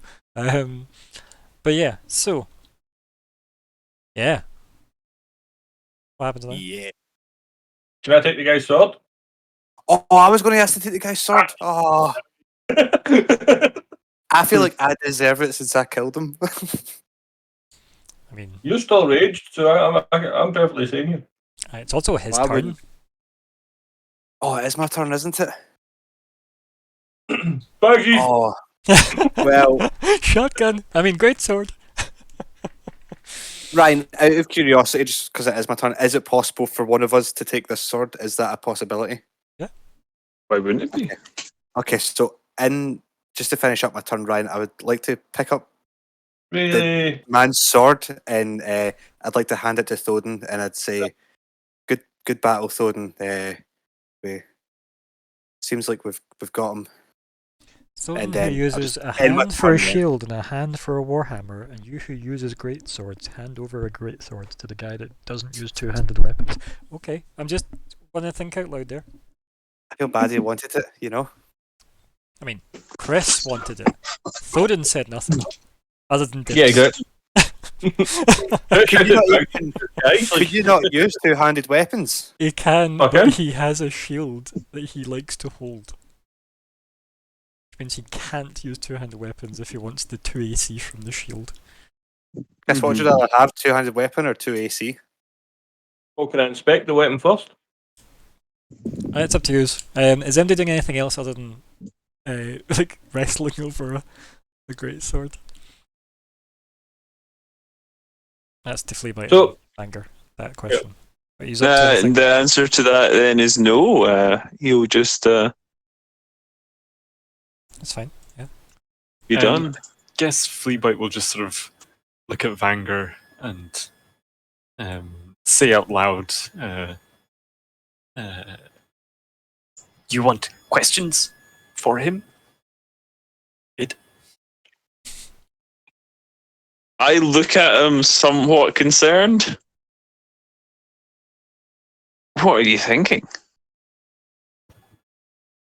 It might have knowledge answers to what things we might need to know. Are you suggesting that I raise it? Mere suggestion, if not necessary, not needed. Time is ticking away fast. You are the spookiest two of the party, you know that, right? Hey, As the swarm looks at the... yeah, you know what? I'm not gonna do it. I'm just gonna, yeah. Don't let my descriptions put you off doing stuff like that if you would. You can do what you want. But you definitely do have, like, if it's, for example, Revivify, if you were thinking. You do have a minute, but I don't mind still keeping this relatively in turn order just now. So you'd still have, like, 9 turns time to think of that. Them fighting over a sword will be out of that sequence, of course. Which is why I'm letting you have a moment to yourselves. Fleabite runs it. No, Fleabite mage hands the sword away. Oh no. I wonder, how heavy is a great sword, actually? Too heavy. Is it actually? I wasn't sure about that after I'd said it initially. I just didn't want to get bogged down in numbers. He says playing the numbers game. No, it's not actually. No? Is it under £15 or 15 or under? It just says 6. 6. Then yeah, I guess if it just says 6, you're good. My response is that it's too heavy for Fleabite to use. I can pick it up with this I think you would hand, I think because it is a heavy weapon, right? It is actually like you'd have disadvantage because you're small. Yeah, exactly. Yeah. Yeah. Well, my hot take on this, right, and this is just a objective or a subjective view, I guess, but mostly objective as it can be, and because I'm not a player.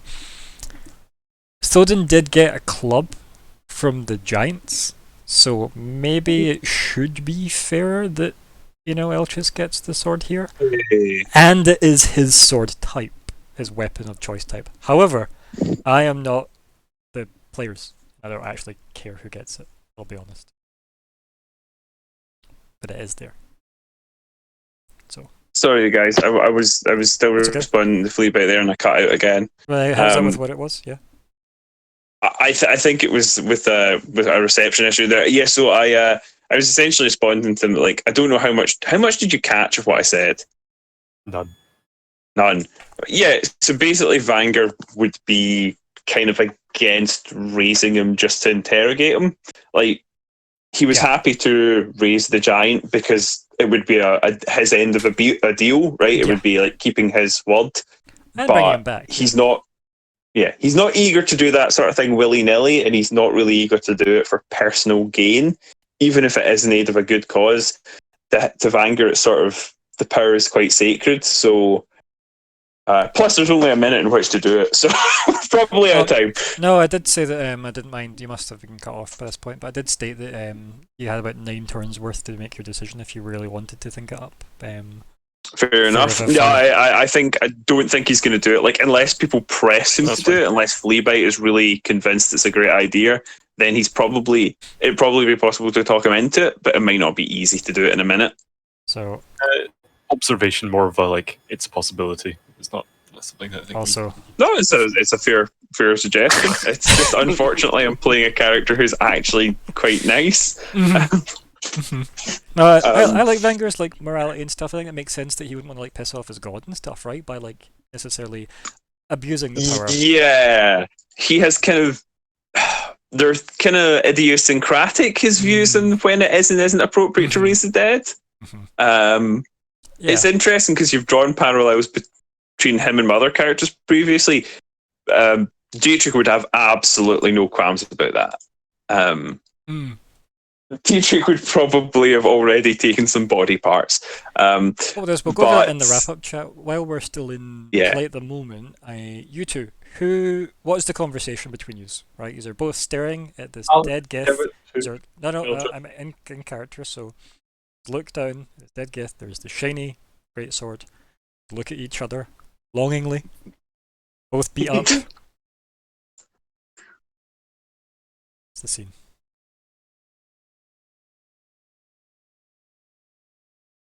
If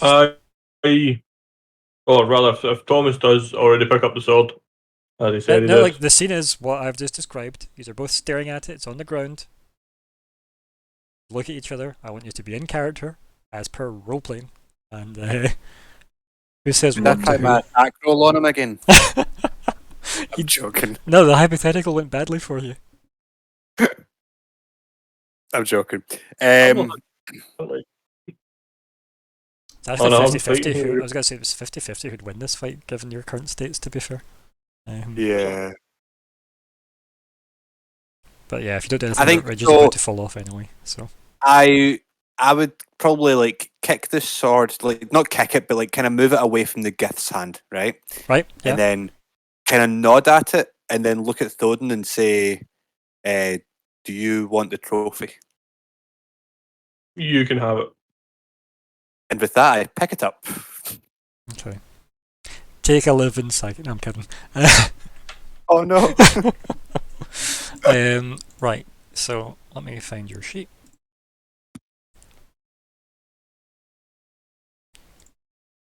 Uh, 2 seconds. I feel really bad. Did you really want it, Chris? Like, I did, but it's already is.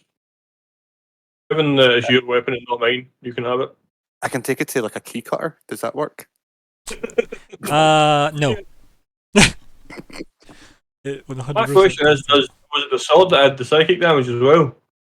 Or was it just the ability? Wouldn't know. That's why I wanted to inspect it. Oh, that's a good point. That's the only reason I wanted it. I didn't even think of that, Chris. Mm-hmm. Just got 2 identical greatswords now. You don't, actually. None of them. You have none of them. You pick it up and it destroys your own weapon. It's a mimic. Oh no.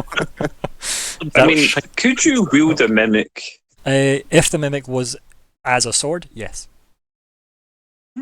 Because they're like indistinguishable. Because of one of their abilities. That's cool.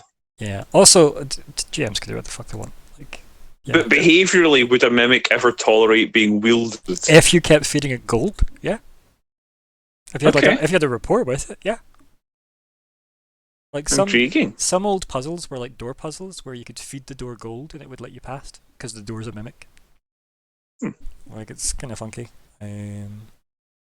But yeah, I like that side of like D&D, the fun of it. It's different, Tom, because it's a silvered greatsword. Good against werewolves. So, while that may or may not be true, silver weapons do interact differently than normal weapons. Only insofar as certain resistances, like some things might have has resistance to slashing damage unless it's silvered weapons. Right? So it is technically better to use than your weapon because it will cover more things. Unless something is randomly immune to silvered weapons, which I have never seen. Not to say it doesn't exist. But there you go, buddy. Okay. I raid the body. Sure. Roll investigate. Or things. Yeah. Okay, 2 seconds. If there's anything of importance or of use. Let me find the button I need for this. Where is this?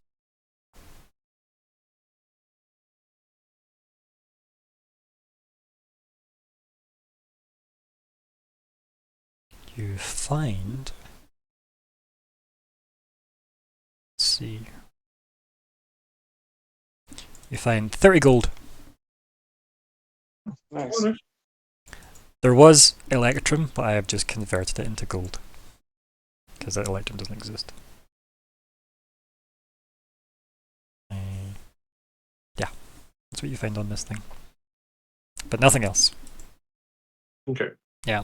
No papers, no... No, like, absolutely nothing. Absolutely nothing. That kind of gives you an idea that this is maybe some kind of scout. Since they're carrying, like, nothing identifiable other than literally their weapon and probably money they've taken from people. Which implies there's people. Yeah. Right? Or at least there have been. Yeah. There has been some form of presence. So, anything else you want to say to each other in this moment in RP? Probably relay that back to the group. Like, this guy's got nothing on him, we only had 40 gold. 30. Nice 30 job. gold, sorry, aye. Not sure that I only had 4,000 gold. 30. This is the eel and eagle thing I had on my Friday game before when I described somebody eating eel. They're like, they've been eating eagle this whole time. I'm like, no. Yep. It's crazy NPC lady just munched on a giant bird. So. 30's not nothing, but it's not a lot.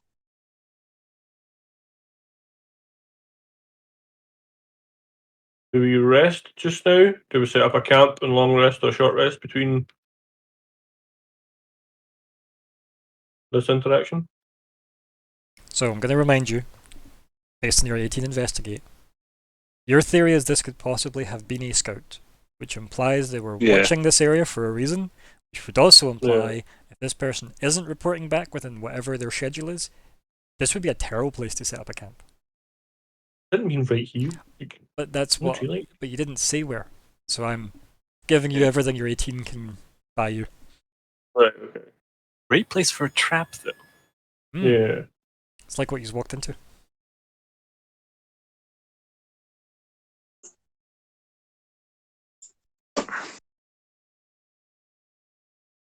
Do you wish to set up a trap, or do you wish to dispose of the body in the pit?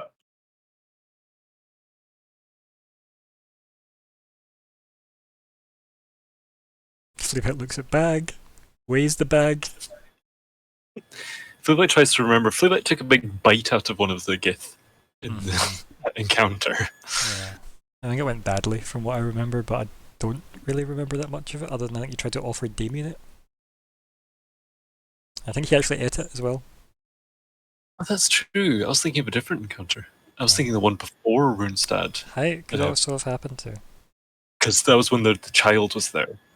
And Fleabite was just munching on. Okay, so, MD responding to Thodin, say, are we chucking it in the pit or doing anything else with the body? Say just leave him where he fell. I say we leave him also.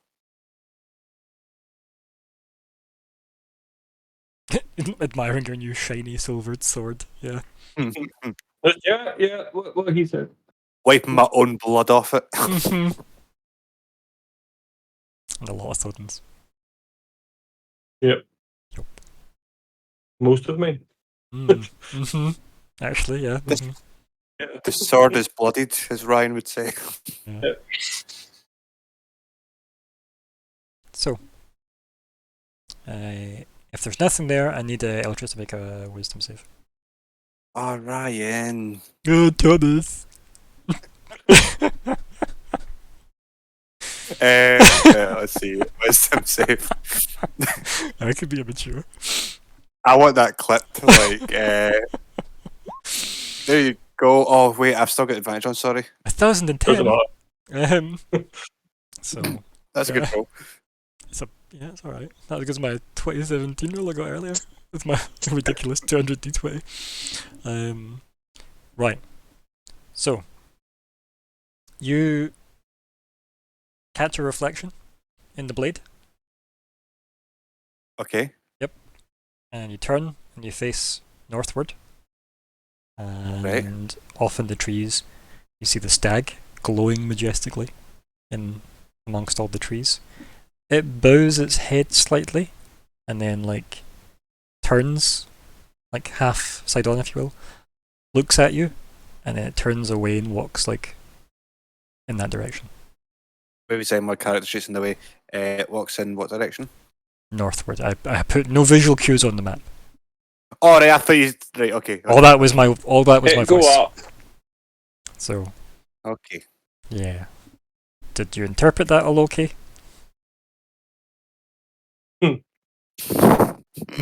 Yeah. You could roll insight if you want, remember.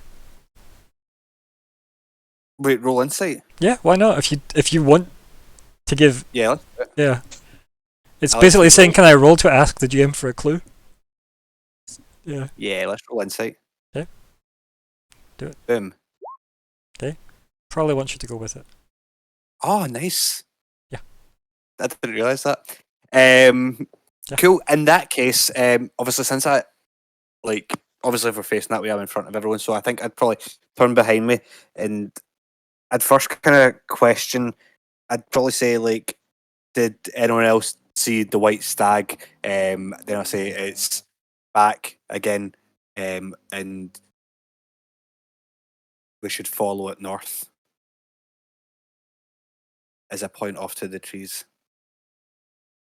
That's probably interrupting just the end of the shall we set up camp conversation as well. It probably happens at the same time. Could I roll perception to see if I can spot the stag? Sure, yeah. I expect I won't regardless of my roll, but even so, I want to try. I think it makes sense, right? If you would try something, even if you know it's kind of pointless. Yeah, exactly. I don't mind people giving it a roll. Because you never know what else you want might someone spot. else to see it.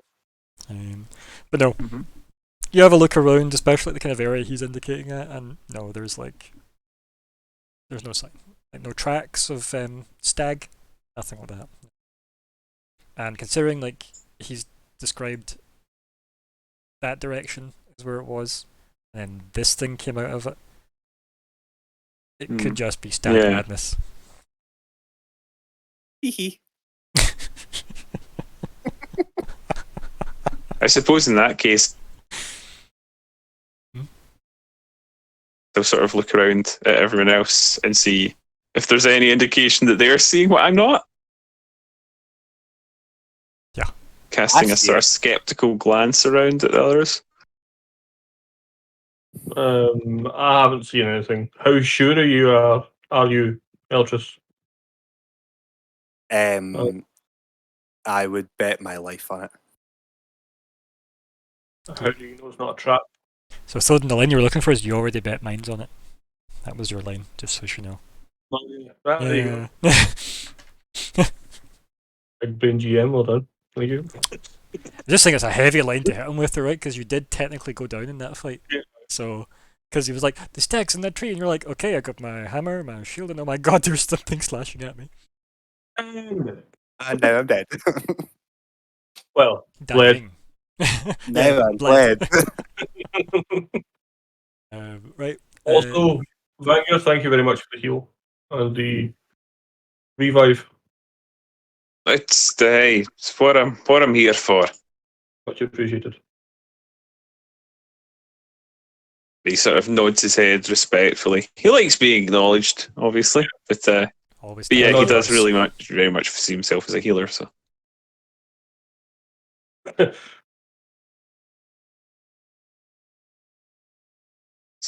yeah. Are we following the stag? Should have said ghostly Seems to stag. be the only path forward. If you wish to follow in that direction, we can. But is that your lead?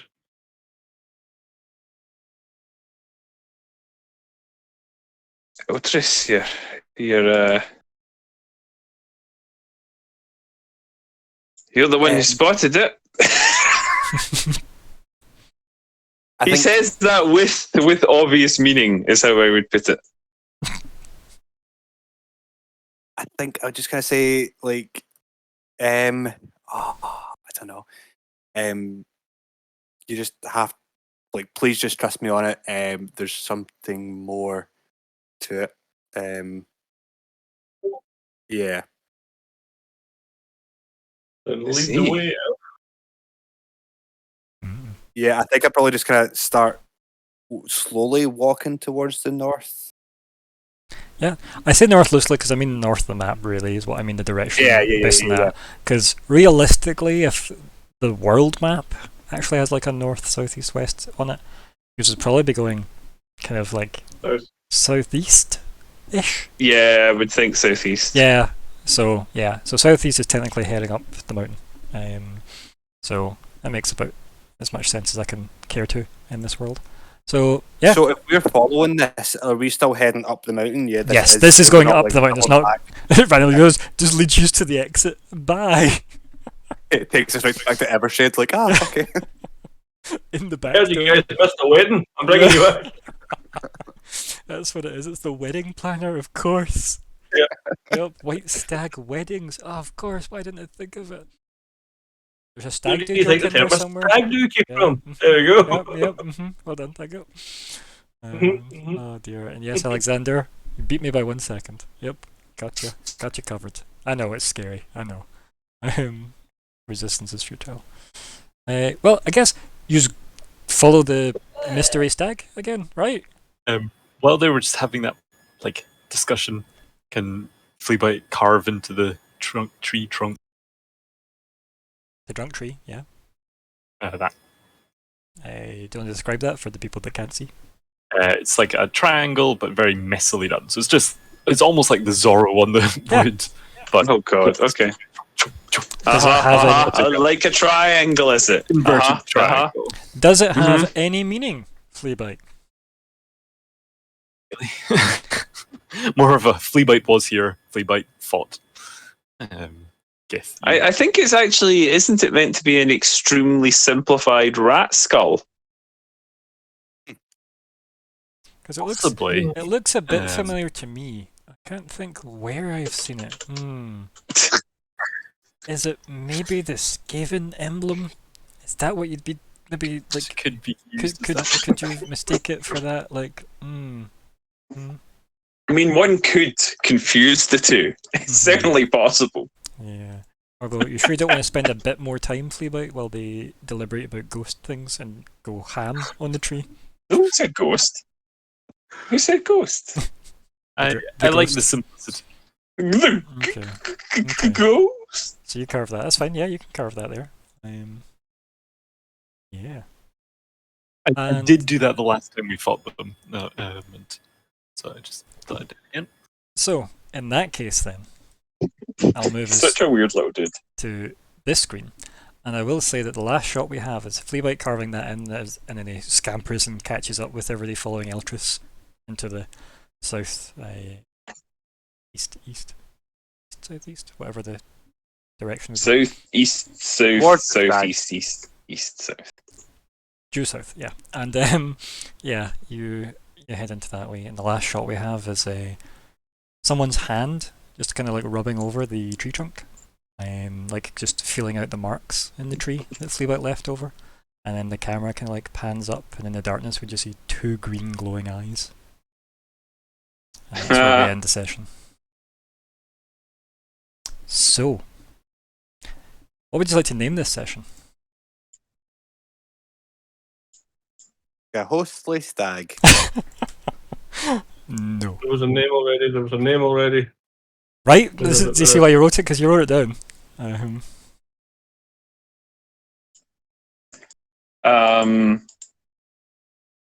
You know, I'm trying to think.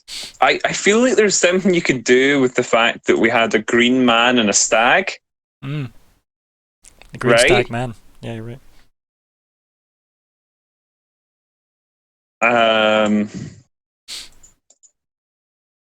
Heron the Hunter calls. Yeah. Oh, but you know what I'm thinking of, right? Like the horned god, that sort of thing. Okay. Very, very. So I have one. Witch cult in Western Europe, you know. Here's my suggestion. It's called Throw Down.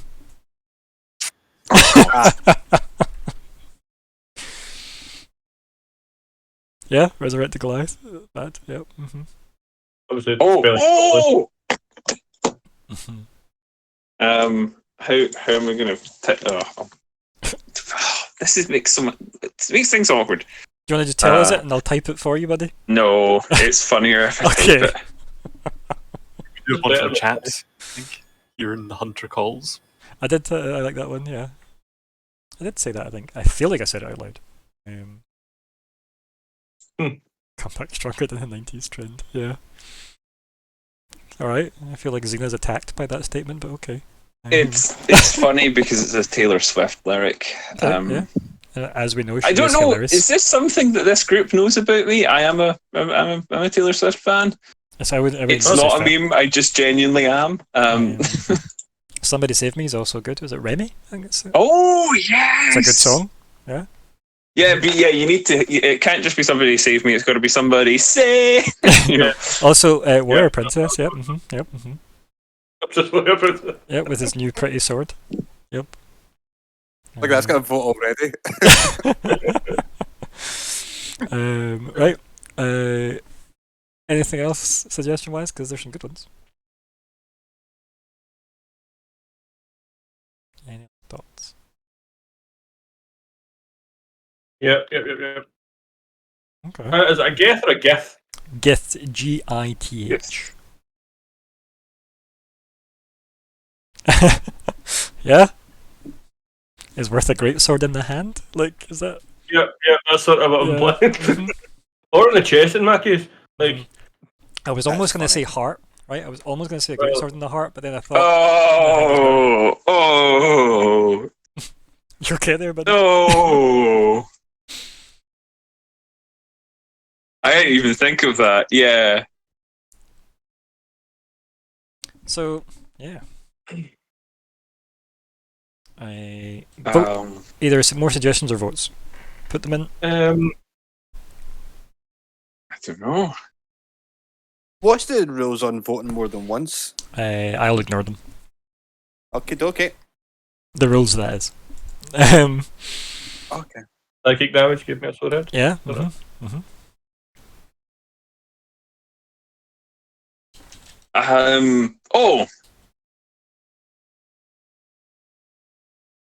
Is it another two? This is actually right. Think about it. Stop thumping. I get knocked down. No, Get up again. Yeah. Mine's is terrible, but I love it. Don't sidekick me when I'm down. Yep. Yeah, I'm there. I think that's side sheet. Nah, not if you know the spelling of psychic. Well. This spell blows. Yep. That's good. Yep. Also, I guess with gusto is also good. I'll call your host himself voting. Well, so far, Warrior Princess is winning.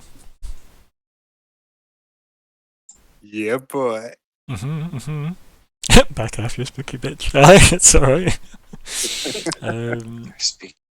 There's a great. That's okay, Warrior Princess. So there was a. 2 seconds just to wrap this up, and we'll deal with all that and wrap up chat. Yeah. Cool. So, Eltrys, Warrior Princess. Look at you making it into the title. Look at that. As a warrior princess. See, that chosen one life ain't so bad, is it? No one told me daughter of it was going Ares. to be this way. Oh dear. So, Anyway, XP, That's just- guys. XP. Oh, Yeah. You all get Yes, 1,000 classic. XP. That's a lot. That was a tough fight, though, yeah, tell me about it. as you may have noticed. Fire. I'm not sure about that. Yeah, see those D3 rolls, by the way? I'm just going to tell you this now, right?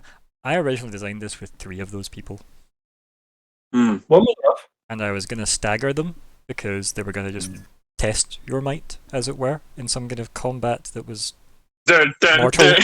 Oh, you didn't do that. You didn't give us the perfect session name opportunity.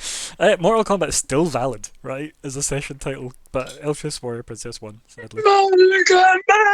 But this, it wasn't 1-on-1 though, right?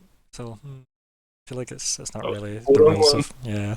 But when I saw how well it was doing, I'm like, nah, I don't need them. Also, none of you rolled a 3 on the D3 roll, because that was going to be my automatic reinforcement roll I was just rolling randomly with. Will they jump in when? And then I thought, once I got to a certain point, I'm like, no, they don't need help. They're doing this themselves. They're winning. They got this. So yeah. But does that then mean there's still more of them coming? No, it just means Obviously, I was that willing to was- share the behind the scenes of the combat to you. Right, okay. What is there is Just what you saw. Right, Yeah. okay. See what So the your guts of character the one you got to experiences. see it. What your character Save rolls experiences is what you have experienced in the game. What I say of the game could be lies. True. See, I like that as a response. True. Goals. Just quickly, sorry, did you say it was 1,000 XP we're getting? I did. Yeah. Oh, So is that 3, No, Wait, it's what? no, it's enough to get you out of the pit. 39,900? 900. Goals, though, guys. Did you complete any? No. Don't die. I mean, Fleabite made progress towards his, continuing. right? He rolled for fauna. Yes. You did that. At least I'll give you that much. You've at least done one step towards that, other than weighing up a giant. Man, you could have offered the Gith a giant hand in friendship. And A giant hand holding an egg. Yeah. Or holding 3 eggs. Okay.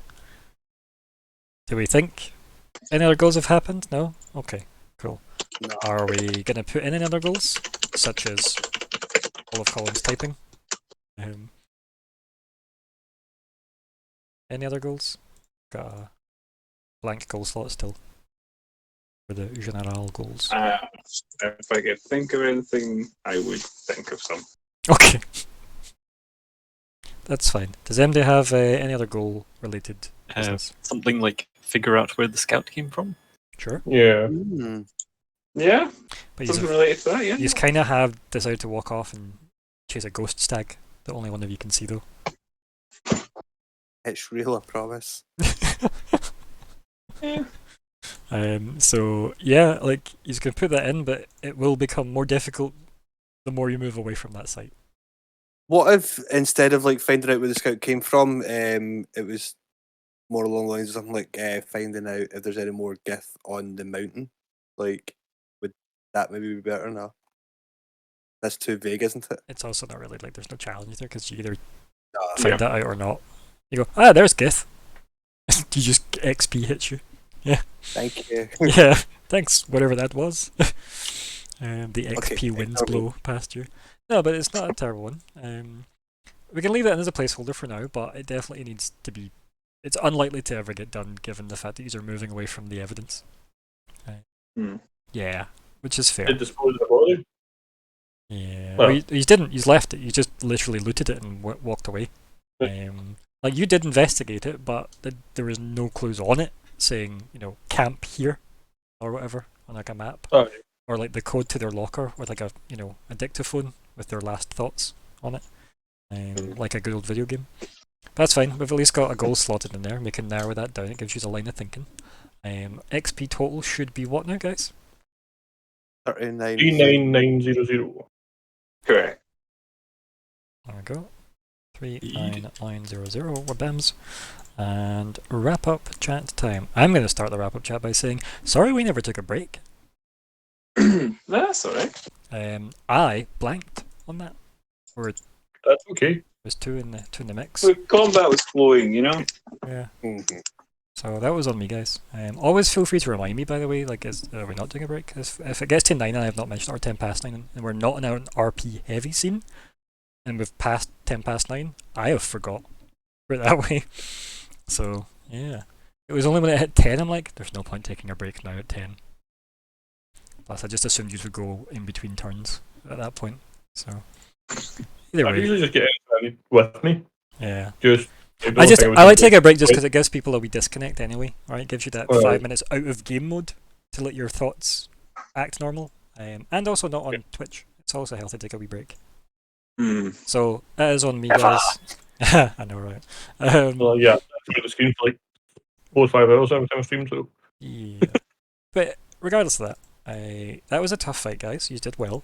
I'm just going to say that now. I'm very glad I chose to just design it the way I did, which was staggered. No pun intended. So, yeah. Isn't it? Anyway. Eltrys, Warrior Princess. Hello. Is the name of the session. So, Fleabite, give us your feedback. No, on you go, Eltrys. I feel weird now. Good. Hello. Hello. I'm going to continue the wrap-up chat by saying... It's not funny when you try and be purred. It's only funny when you're accidentally... I was trying to be What? Midichlorians. Okay. Midichlorians? Hadoken. Abe species. Hadoken. Abe from Oddworld. Oh. Oh. I don't remember what they're called, actually. I think it's Midokins or Mudokons or something like that. Hello. Hello. Follow me. Okay. And they go, hello. Hello. They do. Yo. Sorry. Like, the fuck. Okay, moving swiftly on. What is happening? Wrap up chat, buddy. You're right. Anyway. In regards to your break situation there, Ryan, I'm just going to say publicly just now that I am trying to give up smoking, and I feel like not having a break takes those cravings away, you know, because then I'm not thinking about it. So, like, and tension, totally right? okay Tension of the fight and stuff. Like, yeah, it keeps you focused, right? Good. Yeah, exactly. So I am okay with the fact there was no break. Secondly, I am really scared, and I don't think we should follow the stag. Like, as Thomas, I don't think we should follow the stag, but as Eltrys, like, I totally go for it. But yeah, as me in real life and like metagame, like, this is definitely a bad idea. Like, because like Thoden just got downed because I saw a thing in the trees, you know, and I feel like terrible about that. Like, I really do, Chris. And then I stole a sword off you. Like, I kicked you while you were down. You know what I mean? Like, I'm a bad person. You say stole a sword off him, right? But like, there is no actual dibs. That doesn't exist. And it doesn't make sense for somebody that is designed to fight with a hammer and shield. Yeah. It is definitely an upgrade for you. And you got the killing blow, which is kind of badass. And he got a club from the last fight. There's a lot of factors that say you were well within your rights to have it. But equally, I wouldn't have hated if you fought over it. That'd been really cool. I actually have a text with Heather that literally just says, I'm going to read this out loud for the whole class. Around that time, she texted me saying, fight. So, hey. Also, hello. Take that as it is. Yeah. But yeah, no, I did kind of feel bad. I had my eye on it since the start. Ever since I saw that psychic damage, I was like, oh. But now I'm thinking that was just like a gift thing. Unless there's a way to find out if it wasn't. Like, I don't know. Like, I know that in D&D, like, some weapons and armor and stuff need, like, is it attunement they call it or something? Yeah. So I don't know if it's like a thing like that. Maybe, possibly. I don't know. So we'll find out when you get a rest, and you can spend an hour with it and see if it wants to cuddle up with you. You get a rest. For cuddling up with it, yeah. But, laws of the land, you must not lie with your weapon. But yeah, apart from that, really, I think like weirdly, I feel like that combat session is maybe like the hardest combat session that I've done in the group so far. Is it because you weren't vomited on with blood like Fleabite was? Yeah. I just been like damage done to me, if that makes sense. I feel like when we were against the guys in the sewers. So let that like take that into like perspective, right? So the cult in the sewer, right? You had like magic people and the big blood gianty thing, right? And that was pretty grim against the gang. And then you fought some perfectly innocent rambling hill giants. Very innocent, yes. And they didn't exactly tickle, right? But yeah, like this was one Gith that did this. Let's weigh that up. There was like how many acolytes and the big like the main dude and also the blood giant in that fight versus the two hill giants versus one Gith. Yeah.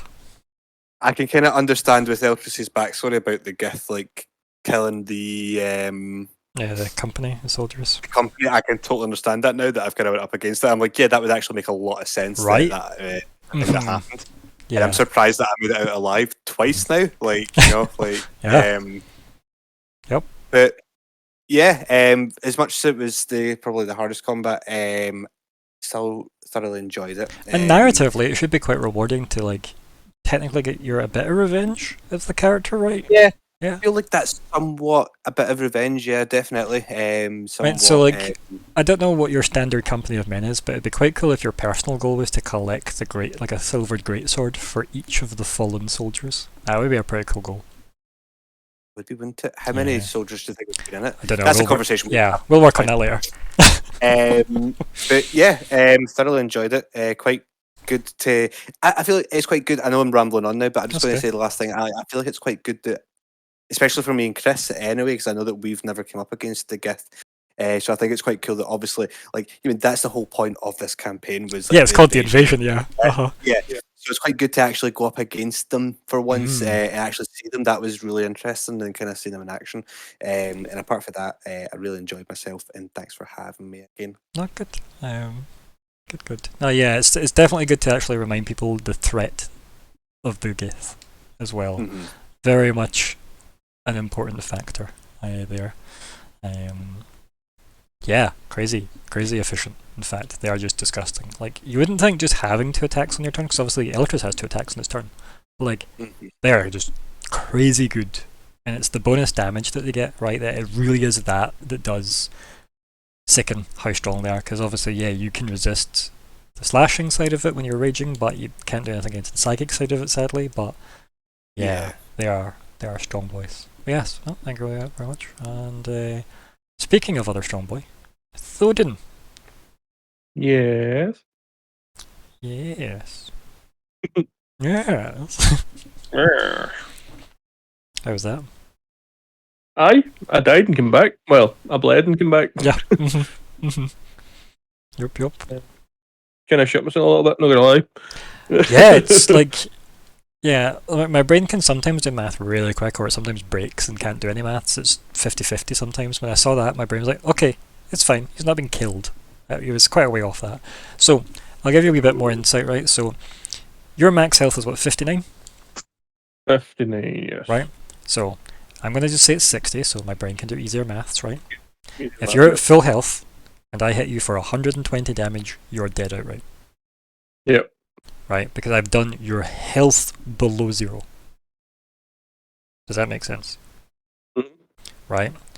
If you had 1 health, and I hit you for in fact, what's the number I need to hit you with for that? I can hit you with, say, 61 damage. You are dead outright. If you got 1 health in that scenario, because it's still your entire max health below 0. Okay. You can't soak because you've got 1 above 0.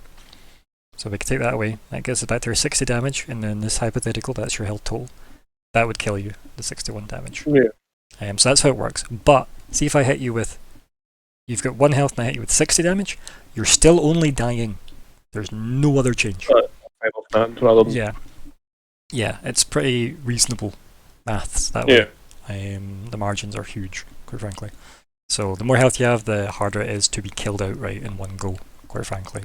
Lo and behold. Yeah. Yeah, but that's obviously, you saw how easy it is to crit in some of these, and some of the nasty people are quite obviously like heavy hitting. Well, it was a good night, Diamond Knight. And thanks for joining us, buddy. Good night. But yeah, it's quite sickening how hard they hit, quite frankly. But yes, you survived though. You did a lot of different stuff on your turn, which is good. It was good to like kind of stretch all your cleric muscles, right? Yeah. Definitely good to learn all your different abilities and stuff. You'll have channel divinity moves and stuff as well, like what Vanger has with his double damage move. You'll have different ones as well, so it is worth kind of like getting to grips with your cleric. Yeah. Keep in mind, at any point, like you and Eltrys, in theory, for example, because I know you spent obviously a bit of time off stream together, like you could in theory run trials off, because you both could just log into this and then just, you know, roll numbers at each other, right? To practice how things play out. Like, so things like that can happen. Obviously, you just need to mark down what everything is set to before you do all that bullshit, and ideally write things like test into the chat, and then end test, you know, like that, so that the log makes sense. Why there's a whole bunch of random shit going on.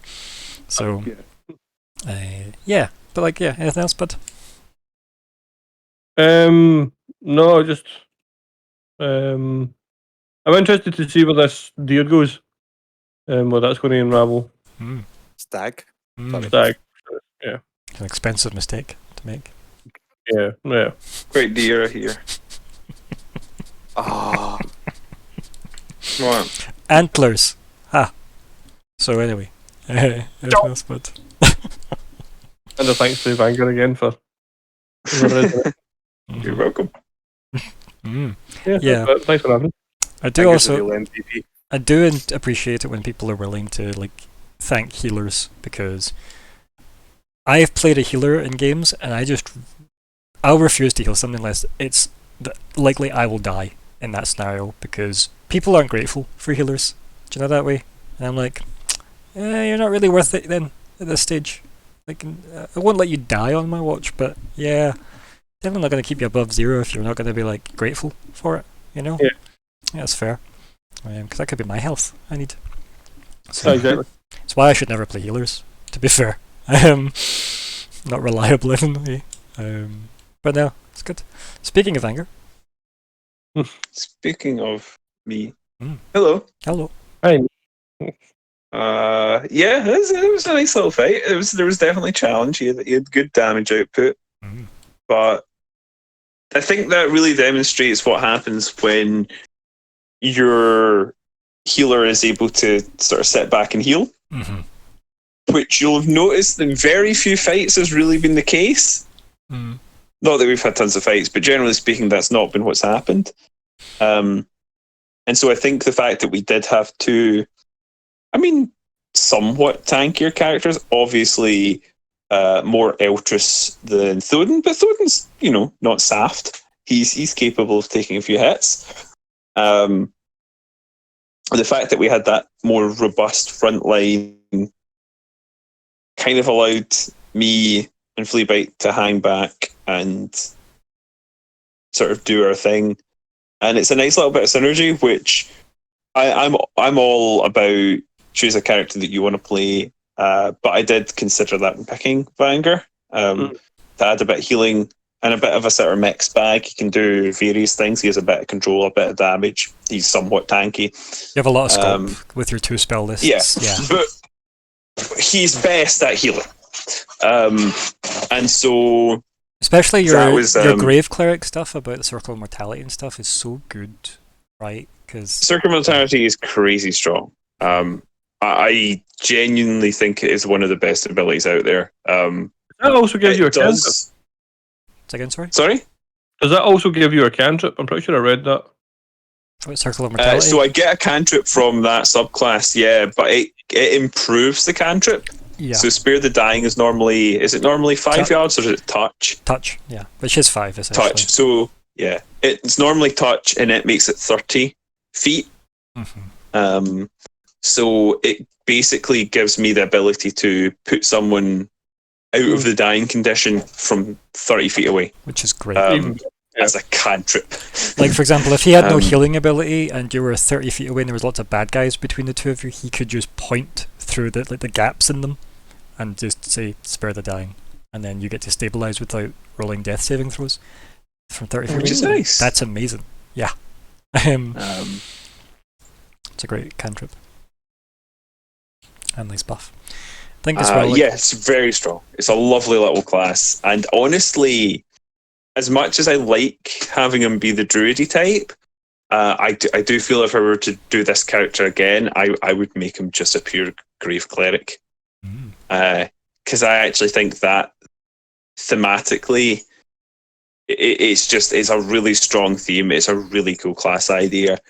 Yeah, Vanger, as I've conceived him, sort of works well with a bit of druid in him, and I feel like flavour-wise, he probably comes across more druidy at first. I definitely like that thematic, yeah. But definitely Grave Cleric has been thus far, although I intend to put more levels into druid as we go on. Grave Cleric's been when it's at, and yeah, it's a class I'll probably play again. It's a solid because class. It's just it's got a lovely damage buff that it can use itself, or it can set up for allies. It's got it's got a lot of flexibility. It's got excellent healing. It does sort of disincentivize keeping people topped up a bit, which is risky. Honestly, 5e does that. 5e does. It's not really super entry. Unless you get to like 6th level magic, it doesn't care really about keeping people up. It's when you can just give people like 70 health. It very much seems to want you to use your healing as a clutch. But anyway, feedback about this session. Anything to feedback? Yeah, sorry. Yeah, no, that just I enjoyed the fight. I like that Fleabite brought up a slightly more questionable use of my powers potentially. That we could have gone for. And I like the fact that we sort of have a sense that something's weird about this whole stag business, but we really don't know what we're walking into, and that always interests me. Yeah. It's good. I think those are my thoughts. Excellent. And Fleabite. Yeah, I was just thinking that I guess I'd never really appreciated that none of you guys had fought a Gith before. Yeah. And so you can now see that when we fought like 6 of them at once, we almost all died. Vanger hasn't fought them before, have you? No, I don't think so. Not actually in game, but probably I fought some of them out of it. Like, in backstory, yes, but not actually in game. Yeah. See, just on that, then I apologise because I thought it was just me and Chris, so I was just talking about me and Chris earlier. But if Vanger's not fought them either, then yeah, not actually in the game. Like mechanically, he has never done that. Yeah. So Colin hasn't, but Vanger may have. Yeah. Yeah. Or probably that's a good way to put it. Yeah. Yeah. Something that, like in the last time when there was lots of them and they were all able to teleport. Like the positioning was terrifying because suddenly you're like, oh, that's fine. They won't be able to get through the tanky ones, and suddenly they're behind. The downside to that fight is everybody wasted the first round keeping their distance and not doing anything, except the gnome artificer that summoned a cannon, which was the MVP of the fight. Oh yeah. And then what I did was I just moved and then teleported and engaged them all, and then had 2 attacks, and yeah, it was bad for them.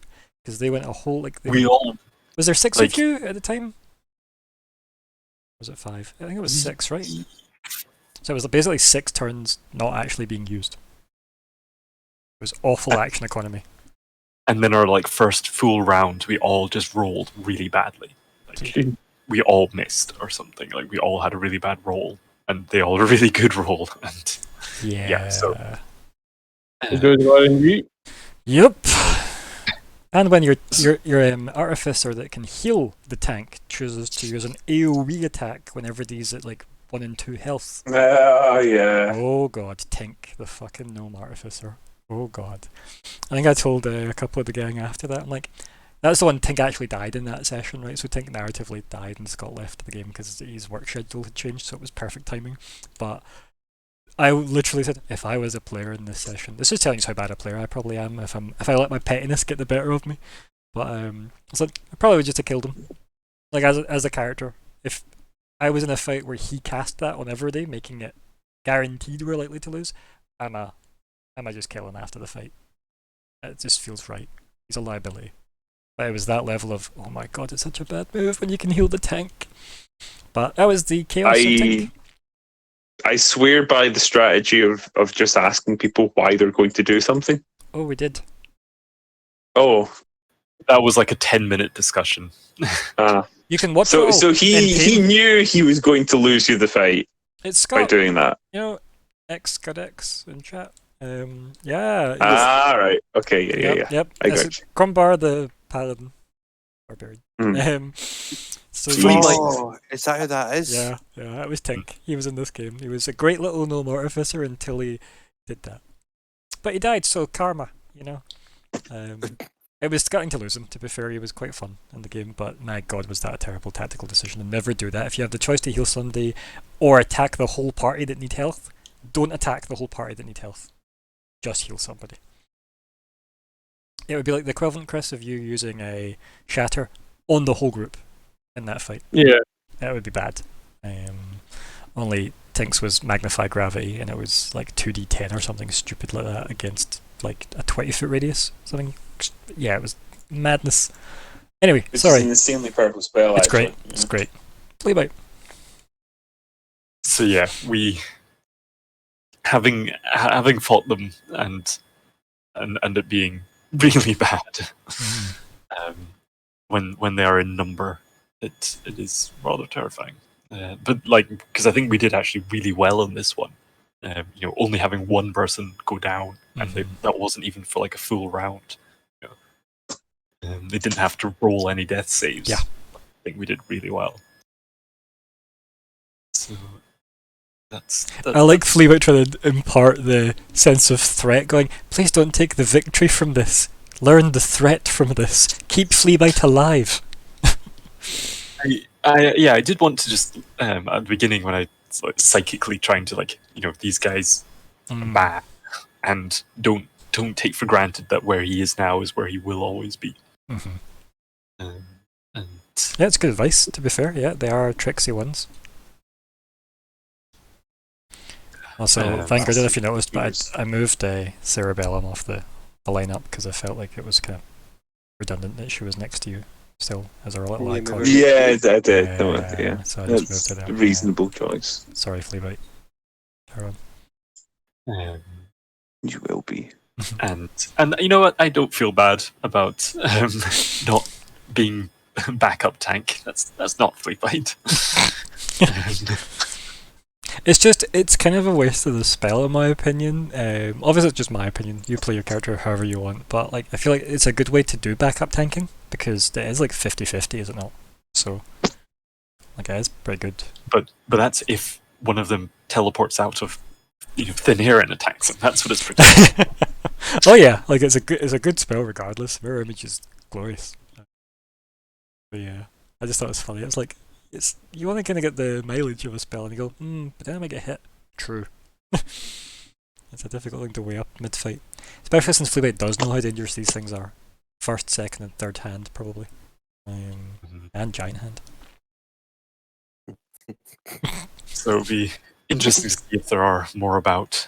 And the green eyes, I have theories, but I'm interested. It could be witches. A dancing demon? No. Yeah. It'll be interesting to see where that's going, and I'm sure a silver stag pelt will be excellent winter gear. Yep. Hey, yeah. Come on. Hey, I mean, we've already got stag antlers, I think, in Thoden's backpack, right? Yep. So you could technically dress up as another stag to allure. Here, by the way, this isn't a bad idea, so do it for next time. Speaking of bad ideas, everything we just said. Anything else, Fleabag? It did feel good. I was annoyed to miss some of my attacks, but doing sort of comparable DPS as the barbarian when good hit. Mm-hmm. I think that was really good. Just the Eltrys being able to tank and just hold the line so well. Yeah, and at the end, it was nice to actually see Thoden tanking like luck come into play, because obviously he does have a reasonable AC when he has a shield on. So, like, it isn't that easy to hit. Really, I just rolled disgustingly well, which is common when I'm the GM for attack rolls. Usually, I get a crit combat at least one. So, yeah. Well, it wasn't against me, but I'm happy. Yeah, I know. Luckily, because you were in dire straits at that point anyway. Yeah, I was really tempted to have him when you went down just take his second attack against you, just to hammer home how vicious these guys are. And I thought that's really mean, because if I crit that, you could then die on your first roll of a death save, and I wasn't sure you would get healing. I was reasonably sure, but I was like, that's a harsh step. But keep in mind, that's what I was thinking. So these guys are vicious. Like, he only showed shock at the fact that Vanger was like, we could try this the easy way, and it went, huh? How do you speak my language? You know? But with his eyes. Mostly it said, kill everybody. So yeah. Fleabite, anything else, bud, or is that as... I think ramps it up. Yeah, good. Good fight, guys. Apologies again about the break. I thank you everybody that watched. Thank you all for playing. You've got your XP, got a fine new sword, and we've got a wonderful new mystery quest line to follow. So I'm excited for that. And we may or may not have a new person next week. Who knows? That could be exciting. So we'll see how that goes. Yeah, no, right. But regardless of all that, goodbye everybody. Say goodbye. Goodbye.